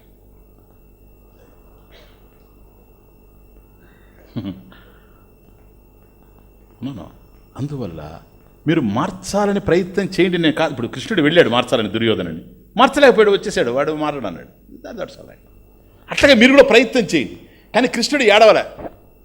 ఏమనుకుంటారో, నా అంతటా వాడిని పోయి దుర్యోధనను మార్చలేకపోతే రేపు పేపర్లు ఏమి రాస్తాయో, అచ్యుతుని అపజయం హెడ్డింగ్ వస్తుందేమో అని కృష్ణుడు ఆలోచించలేదు. సార్ నువ్వు కూడా ఆ విధంగా ఉండగలిగితే go and change is painful, అయినా గో అండ్ ట్రై.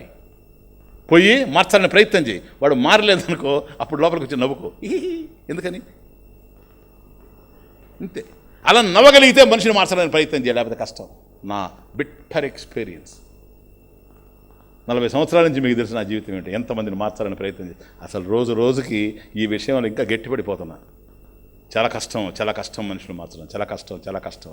ఎందుకంటే ఉపన్యాసం వింటానే వచ్చేసి నీకు మించిన వాళ్ళు లేరు, అబ్బా మా స్వామి, ఇంకేంటి స్వామిజీ మీరు మళ్ళీ మార్నింగ్కి మళ్ళీ మామూలుగా ఉంటుంది బండి, ఎలాస్టిక్.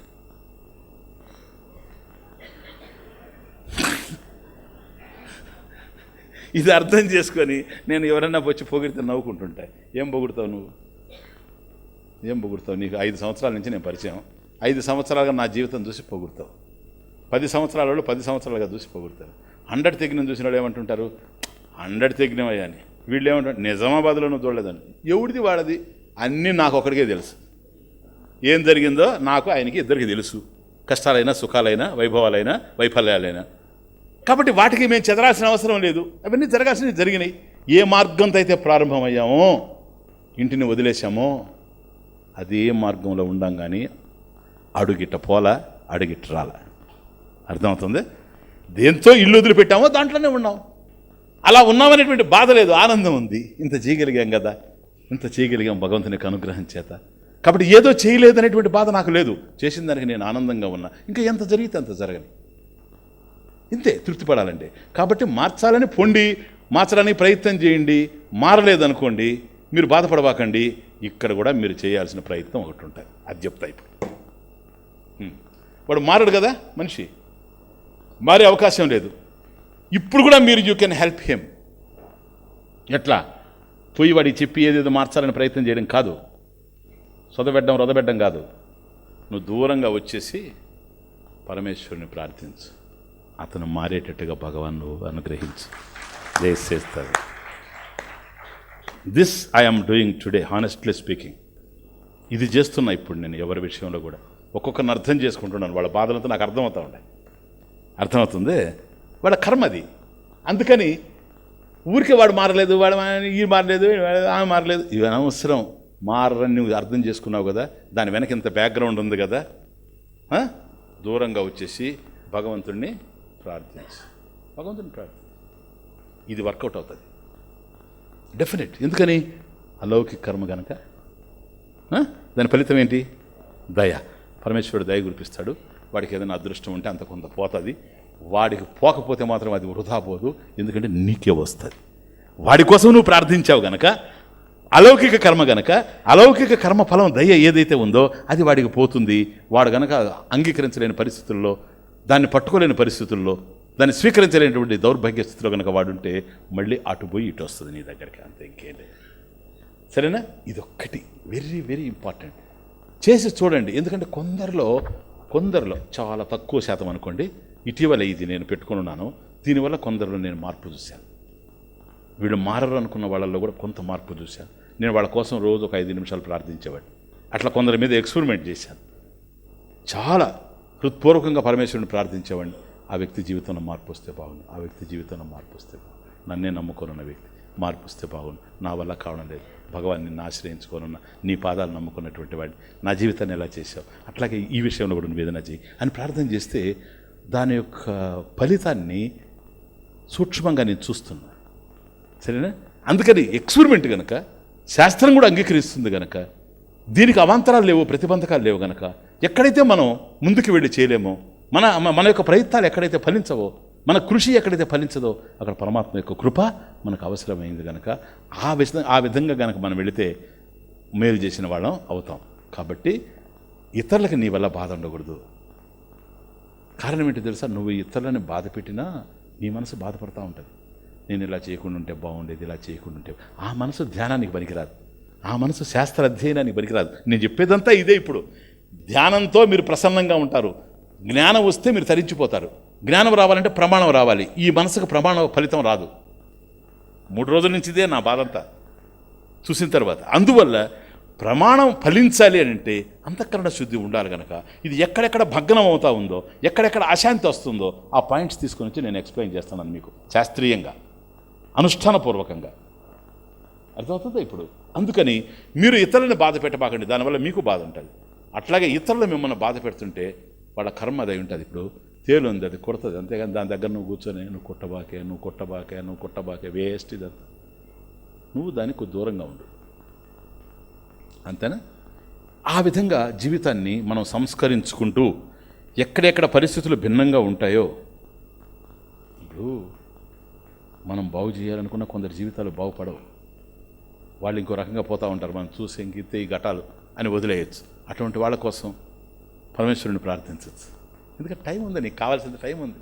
నువ్వేం చేస్తావు చెప్పు? పరమేశ్వరుని ప్రార్థించడం కన్నా నువ్వు ఏం చేస్తావు ఆ టైంలో? కనుక కామ్గా ఉన్నావనుకో ఏదో భావాలు వస్తాయి, అవసరం లేనివన్నీ వచ్చి కూర్చుంటాయి.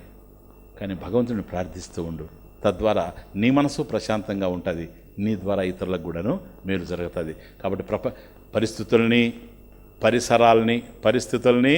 పరిసరాలని ప్రపంచాన్ని కదా, దీంట్లోనే గతం కూడా దీని కిందకే వస్తుంది.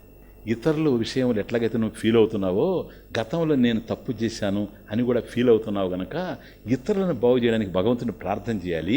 నీ గతం నిన్ను బాధించకుండా ఉండాలంటే నిన్ను అనుకున్నట్టుగా అకర్త అనేది భావన పెట్టుకొని, అలా గతంలో జరిగినటువంటివి ఏవైతే జరగకూడదో, అవి ఏవైతే జరిగి ఉన్నాయో మన గతంలో, అవి మనల్ని బాధ పెడుతున్నాయో, అట్లాంటి జ్ఞాపకాలు 24 గంటలు రావు మీకు, అప్పుడప్పుడు వస్తాయి. ఇప్పుడు గతం ఊరికే రాదు, మనం పనులు చేసుకుంటూ ఉంటాము, ఎప్పుడైతే ఖాళీగా ఉంటామో అప్పుడెప్పుడో చేసిన తప్పు జ్ఞాపకం వస్తుంది. అందువల్ల మనం అంటుంటాం, బాగున్నాడండి, బాగా ఆనందంగా మాట్లాడుతున్నాడు, ఎందుకో సడన్గా ఇట్లా అయిపోయాడండి. ఈ మూడ్స్ అండి, అతనికి మూడ్స్ కాదు, ఏం కాదు సార్, జ్ఞాపకాలు. మూడ్స్ లేవు, బాగా అర్థం చేసుకుని మనం అంటాం. కొందరు బాగా మా వారండి అన్నీ బాగానే ఉంటాయి కానీ మూడ్స్ ఎక్కువ ఉంటుంది. ఆవిడ ఏం మూడ్స్ అమ్మా ఆయనకి ఏంటి? ఏం లేదండి, బాగానే ఉంటాడు, బాగా నవ్వుతూ ఉంటాడు, ఎందుకో మళ్ళీ అంటే ఏదో ఉంటుంది, కాలేజీలో ప్రేమించి ఫెయిల్ అయి ఉంటాడు, అది నీకెక్కడ చెప్తాడు? కాదమ్మా, వదిలే, అతన్ని కూడా బాగు చేయి అని ఒక దండం పెట్టు, ఏడి ఎక్కడుంటే అటు తిరిగి పెట్టాయి, అయిపోతుంది. కనుక మన గతాలు ఎప్పుడు జ్ఞాపకం రావు, అప్పుడప్పుడు వస్తుంటాయి. ఆ వచ్చినప్పుడు మన బుద్ధి పాడైపోతూ ఉంటుంది. దీనికి నాయన, దీనికే ఓం నమో భగవతే వాసుదేవాయ. అర్థమవుతుందే? అది వచ్చినప్పుడు ఎప్పుడు మెమరీస్ కష్టపెడతా ఉంటాయో అప్పుడు మీరు ఊరుకోబాకండి.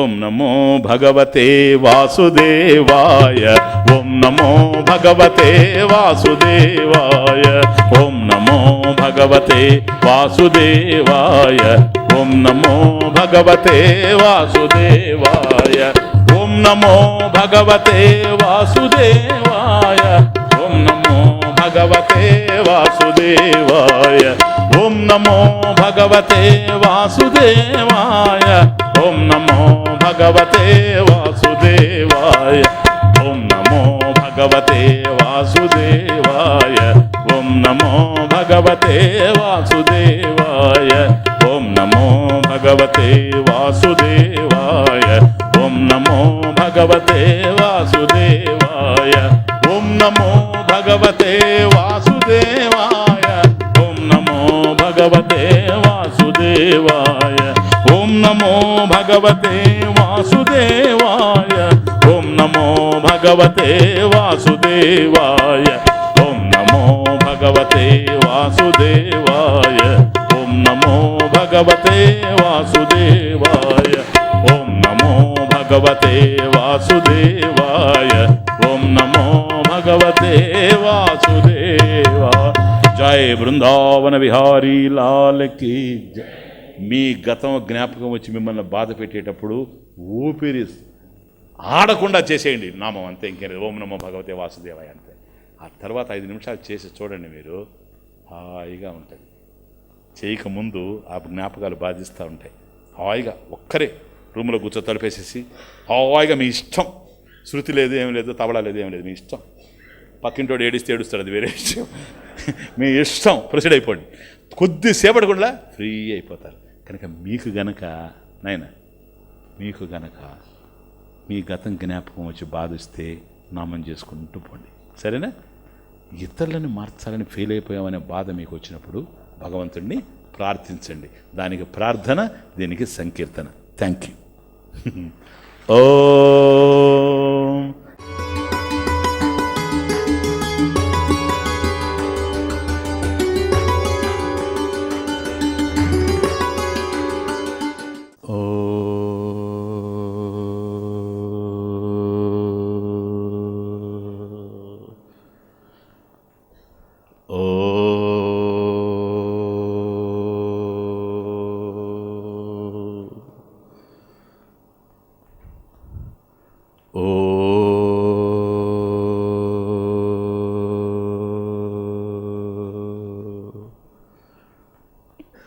యం బ్రహ్మా వరుణేంద్రరుద్రమరుతః స్తున్వంతి దివ్యైస్తవైః వేదైః సాంగపదక్రమోపనిషదైః గాయంతి యం సామగాః ధ్యానావస్థిత తద్గతేన మనసా పశ్యంతి యం యోగినః యస్యాంతం న విదుః సురాసురగణాః దేవాయ తస్మై నమః. కృష్ణాయ వాసుదేవాయ దేవకీనందనాయ చ నందగోపకుమారాయ గోవిందాయ నమో నమః. శృతిస్మృతిపురాణానాం ఆలయం కరుణాలయం నమామి భగవత్పాదం శంకరం లోకశంకరం. ఓ భగవంతుడిని విశ్వసించి నడిచేటువంటి మనల్లో కలతలు ఉండాల్సిన అవసరం లేదు, కష్టాలు ఉండాల్సిన అవసరం లేదు, ఘర్షణలు ఉండాల్సిన అవసరం లేదు, తాపాలు ఉండాల్సిన అవసరం లేదు, సంతాపాలు ఉండాల్సిన అవసరం లేదు. ఎందుకంటే మన వెనక పరమేశ్వరుడు ఉన్నాడు కనుక ఆయన మీద అకుంఠితమైనటువంటి విశ్వాసం మనకు ఉండేటప్పుడు మనం కూడా ఆనందంగా ఉండలేకపోతే ఈ ప్రపంచంలో ఇంకెవరు ఆనందంగా ఉంటారు? అందువల్ల భక్తుడి లక్షణాలు చెబుతూ సంతుష్ట సతతం యోగి యథాత్మా దృఢ నిశ్చయ. సంతుష్ట సతతం, సతతం సంతుష్ట, ఎల్లప్పుడూ ఆనందంగా ఉండగలగాలి భక్తుడు. కానీ ఎక్కడ మీరు చూచినా, మన జీవితాల్లో చూచినా కూడాను అది ఏదో ఒక ఎండమావిలాగా కనపడతా ఉంది సుఖపడ్డం అనేది. ఎందుకని ఇలా జరుగుతూ ఉంది? ఇతరుల జీవితాలు ఆ విధంగా ఉన్నప్పుడు మనకు ఆలోచన లేదు. కానీ ఒక భక్తుడి జీవితం కూడా ఎందుకంత కలతలతో ఉంది? కారణం ఏమిటి? సో ఒక వ్యక్తి తల్లి కావచ్చు, తండ్రి కావచ్చు, భార్య కావచ్చు, భర్త కావచ్చు, బిడ్డ కావచ్చు, లేదా మనం పనిచేసేటువంటి ఆఫీసులో అధికారి కావచ్చు, ఎవరైనప్పటికి కూడాను ఆ వ్యక్తి అలా ఉండకపోయి ఉంటే నేను సుఖపడేవాడిని అని మనం భావిస్తుంటాం. అతను ఇలా ఉండుంటే నాకు ఈ దుఃఖం వచ్చి ఉండేది కాదు. అతడు అలా ఉండకపోవడం వల్లనే నేను సుఖపడలేకపోతున్నాను. ఆ వ్యక్తి ఎవరైనా కావచ్చు. కానీ మన జీవితంలో, నిత్య జీవితంలో ఉదయం నుంచి సాయంత్రం వరకు ఎవరో ఒకరితో సంబంధాలు పెట్టుకొని ఉన్నామే కానీ సంబంధాలు లేకుండా లేవు. నువ్వు భక్తుడైనంత మాత్రాన నీకు ఒక ఇల్లు కావాలి, నువ్వు భోంచేయాలి, అనేక మంది మీద నువ్వు ఆధారపడి ఉండవు. ఇవి సంబంధాలు. ఈ సంబంధాల్లో ఈ సంఘర్షణలు ప్రారంభం అవుతూ ఉన్నాయి. కాబట్టి ఎప్పుడైతే మనసులో సంఘర్షణ వచ్చిందో ఇంకేం భక్తి చేస్తాడు? భక్తి చేయాలి అనుకుంటూ ఉంటాడు, అంతే, భక్తి చేయలే. కనుక ఈ వ్యక్తి ఇలా ఉండడం వల్ల నాకు జీవితంలో సుఖం లేకుండా పోతుంది. ఈ వ్యక్తి ఇలా ఉండడం వల్ల నాకు దుఃఖంగా ఉంది అని అంటున్నామే, ఈ స్టేట్మెంట్ వాస్తవం అంట. జస్ట్ థింక్, ఈ మాట నిజమేనా? అందరం వాడతాం ఇది. ఈ వ్యక్తి వల్ల నేను సుఖపడలేకపోతున్నానండి. ఇటువంటి వ్యక్తి లేకుండా పోయిండేది, నాకు సంబంధం లేకుండా పోయిండేది.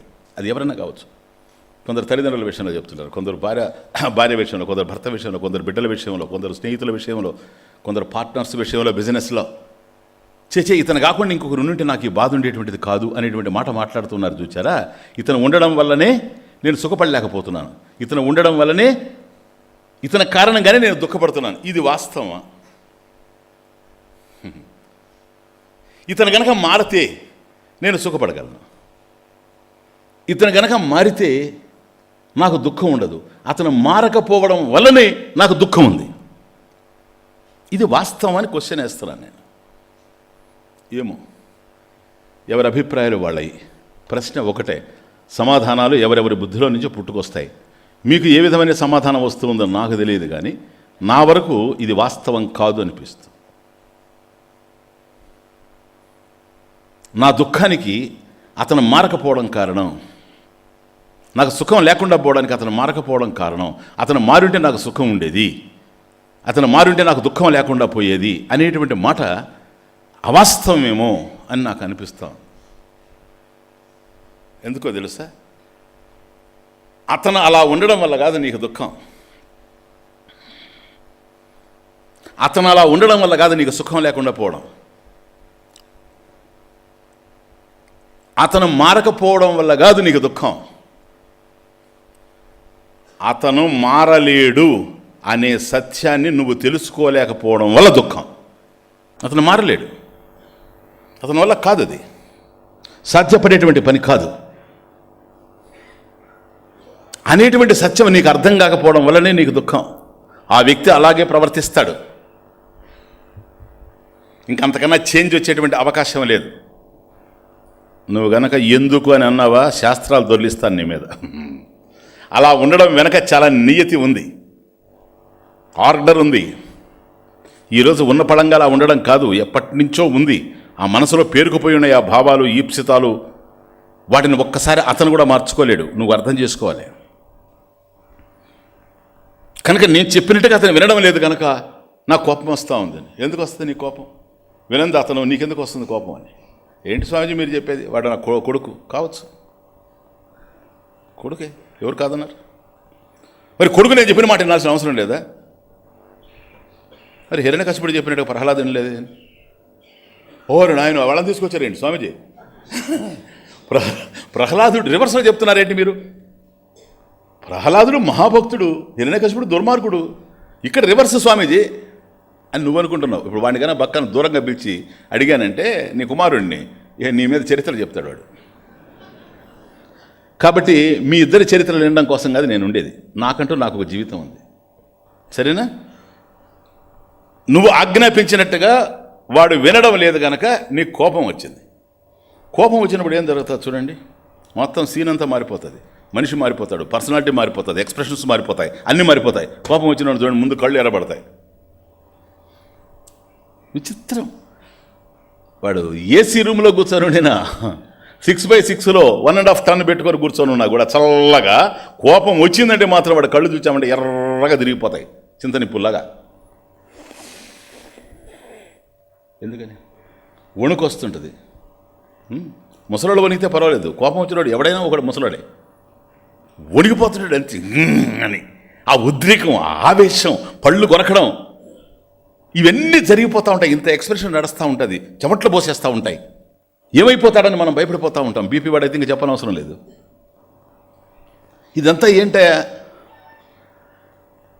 స్వామీజీ? వాడు నా మాట వినడం లేదు స్వామీజీ, నా కుమారుడు, అందుకని వచ్చేస్తుంది కోపం. నేను చెప్పినట్టు వినడం లేదు, నేను ఆజ్ఞాపించినట్టుగా వినడం లేదు కదా. ఇప్పుడు నేను చెప్పినట్టుగా అందువల్ల నీకు ఇంత కోపం వచ్చింది, నీకు ఇంత ఘర్షణ అయింది. ఇదే శృతి మందిరానికి వచ్చి కూర్చొని వినాల ఈ మనసు. అది నా పాయింట్. నువ్వు ఊగితే నాకు వచ్చే నష్టం అని లేదు, ఇక్కడ తూగుతావేమోనన్న నా భయం. ఓకే, ఇదే కూర్చొని ధ్యానం చేయాలి ఉదయం లేచి. ఈ మనసే, ఇక్కడ ఊగిపోయే మనసే ధ్యానంలో సాగిపోవాలా. సాధ్యమా? ఈ మనసు ధ్యానం చేయగలుగుతుందా? దీనికి ఆ శక్తి ఉందా? కదా. మరి ఎట్లా స్వామీజీ నా కొడుకు నా మాట వినడం లేదు? సరేనా, నువ్వు ఆజ్ఞాపించినట్టు వాడు నేను చెప్పినట్టుగా వినడు. ప్రయత్నం చేసినా ఉపయోగం లేదు, ప్రయత్నం చేయడంలో లోపం లేదు, వాడి బ్యాక్గ్రౌండ్ అది, సరేనా అని నువ్వు యాక్సెప్ట్ చేసేసి నేను చెప్తా వాడు మారితే మారని, మారకపోతే మారకుండా పోని అని నువ్వు చెప్పు వాడికి. వాడు మారడు, నీ కోపం రానే రాదు.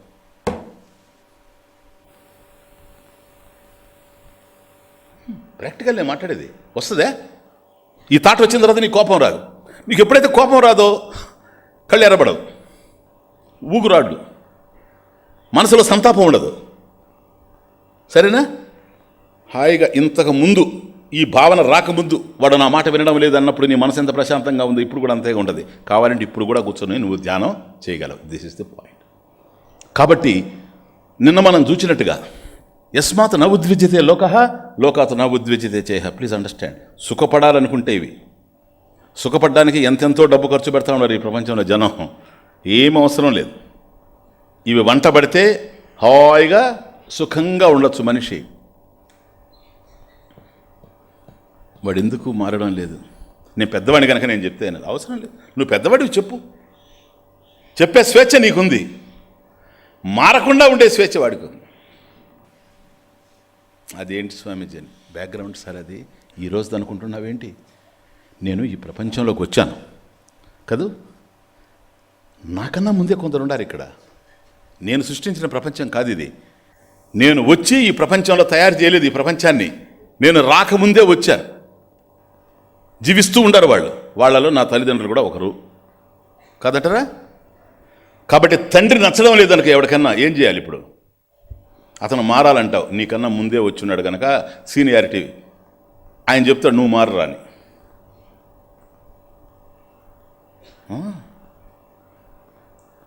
కనుక ఎవరెవరు ఎందుకు వచ్చి ఉన్నారు, నాకన్నా ముందు వాళ్ళు ఎందుకు వచ్చి ఉన్నారు, వాళ్ళకే నేను బిడ్డగా ఎందుకు పుట్టాల్సి వచ్చింది మనం అనుకుంటూ ఉంటాం. తల్లిదండ్రులు కనుక మంచివాళ్ళు కాకపోతే బిడ్డలు అనుకుంటారు వీళ్ళకి పుట్టకుండా ఉంటే బాగుండేదని. బిడ్డ కనుక చెడ్డవాడైతే తల్లిదండ్రులు అనుకుంటారు వీడు కాకుండా ఇంకెవడు పుట్టినా పర్వాలేదు, హ్యాండిక్యాప్ అయినా పర్వాలేదు, ఈ దౌర్భాగ్యులతో చచ్చిపోతున్నాం అనుకుంటారు. వాళ్ళకి అర్థం కావాల్సింది ఒకటే, నువ్వు ఎన్నన్నా మాట్లాడు, ఊరికి టైం వేస్ట్ తప్ప ఇంకోటేం లేదు. మనం చాలా తక్కువ కాలం ఉంటాం ఈ ప్రపంచంలో. ఊరు పొమ్మంటుంది, ఏరు రమ్మంటుంది. ఈ మధ్యలో ఇటువంటి అనవసరమైనటువంటి విషయాలకు టైం వేస్ట్ చేయడము నిరుపయోగం అంటున్నాను నేను, నిష్ప్రయోజనం అని చెప్తున్నాను. ఎందుకని? ఎవడు నీకు కుమారుడిగా కలగాలను వాడే కలిగాడు. దాని వెనక ఆర్డర్ ఉంది, నియతి. ఓకే, ఎవరు నీకు తల్లిదండ్రులుగా ఉండాలనో వాళ్ళు ఉన్నారు. నువ్వు వాళ్ళని శాసించడానికి అవకాశం లేదు. లేదు స్వామీజీ, అది చెడు గనక. చెడు. అతను నాకు తండ్రి కావచ్చు, కానీ అతని అలవాట్లు చెడు అలవాట్లు అవి నేను మార్చాలనుకుంటా ఉన్నాను. తప్పులేదు, మార్చు, ట్రై చేయి. మారకపోతే మాత్రం నువ్వు రియాక్ట్ కావాకు. అది నా పాయింట్. అతను మారాలి అని ప్రయత్నం చేయి, బిడ్డలు మారాలని ప్రయత్నం చేయి. సపోజ్ వాళ్ళ ప్రారంభం అదర్వైజ్ ఉండి వాళ్ళు మారలేదు అని అనుకో, అంగీకరించు. ఇది నేను ప్రయత్నం చేస్తే జరిగేది కానీ కాదు, వాళ్ళ ప్రారంభంలో ఇది ఉంది, సరేనా. అతను ఇంతకన్నా వేరుగా ప్రవర్తించేటువంటి అవకాశం లేదు. కాబట్టి నువ్వు అతను మారాలి అని ప్రయత్నం చేయడం తప్పులేదు. కానీ అతను మారకపోతే నువ్వు మరొక రకమైనటువంటి ఉద్రేకానికి, ప్రతిచర్యకి ప్రారంభించడం అనేటువంటిది మాత్రం అర్ధరహితమైనటువంటి విషయం. ఎందుకో తెలుసా? నువ్వు చెప్పేది మంచి అయినప్పుడు అది అతనికి అర్థమవుతూ ఉంది కదా. మారగలిగే అవకాశమే ఉంటే మారుండేవాడే కదా అతను కూడా. మారలేకపోతున్నాడంటే కారణం ఏంటో తెలుసా? మారకూడదని కాదు, మారే శక్తి లేక. నిన్న అలవాటు పడ్డవాడిని మద్యపానం నువ్వు ఆపగలవు, కానీ 30-40 సంవత్సరాల నుంచి పట్టిస్తూ ఉంటే వాడిని ఏం ఆపుతావు నువ్వు? ఇంకా కారణాలు వెతుక్కొని వస్తాడు. ఇది లేకపోతే డాక్టర్ చెప్పాడు నా గుండె అయిపోద్దని. అంటే ఇప్పుడు మా గుండె అంతా కొట్టుకుంటుంది, మేమంతా ఆ పనులు చేశాను, మా గుండె కొట్టుకునేదే. ఇంకెన్నో వెయ్యి చెప్తాడు. కారణం ఏంటని ఆలోచన చేస్తే 30 సంవత్సరాలుగా అతని జీవితంలో పెనవేసుకుపోయింది ఆ అలవాటు. ప్రయత్నం చెయ్యి, మార్గాలు వెతుకు లేదా సానుభూతి చూపెట్టు. అంతకన్నా నువ్వు చేయగలిగిందే లేదు. రాత్రి మనం చూసినట్టుగా అది కాకపోతే అతను మారాలి అని నీ గనక అభిప్రాయం ఉంటే భగవంతుని ప్రార్థించు. అంతేగాని ఉన్న పళంగా మనసును మార్చడం అనేటువంటిది అంత తేలికైనటువంటి పని కానే కాదు. నా చిన్నతనంలో ఒక డాక్టర్ ఉండేవాడు. ఆయన ఉపన్యాసాలు వింటూ ఉండేవాడు.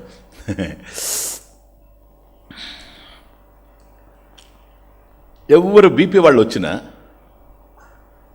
నా పక్కనే ఉండేది, వాళ్ళ ఇంట్లో ఉంటుండేవాడు. నేను ఉపన్యాసాలు చెప్తూ వాళ్ళకి చూసి ఏమనేవాడంటే, ఉద్రేకం లేకుండా ఉండండి, స్ట్రెస్ లేకుండా ఉండండి, ఎప్పుడు ప్రశాంతంగా ఉండండి, కేవలం మాత్రల మీదనే ఆధారపడబాకండి, కోపం లేకుండా ఉండండి. వాళ్ళు అడుగుతారు, ఏంటి స్వామి, ఏంటండి డాక్టర్ గారు ఉద్రేకం అంటే ఏది అని. నేను ఇదిగో నాయన ఏం లే అంటే పల్లెల్లో నుంచి కూడా వచ్చేవాడు పాపం గ్రామస్తు. ఏమిలే, కోపం లేకుండా ఉండు, ఎప్పుడు ప్రశాంతంగా ఉండు, అలా ఇలా అని చెప్పేవాడు. నేను చూస్తుండేవాడిని.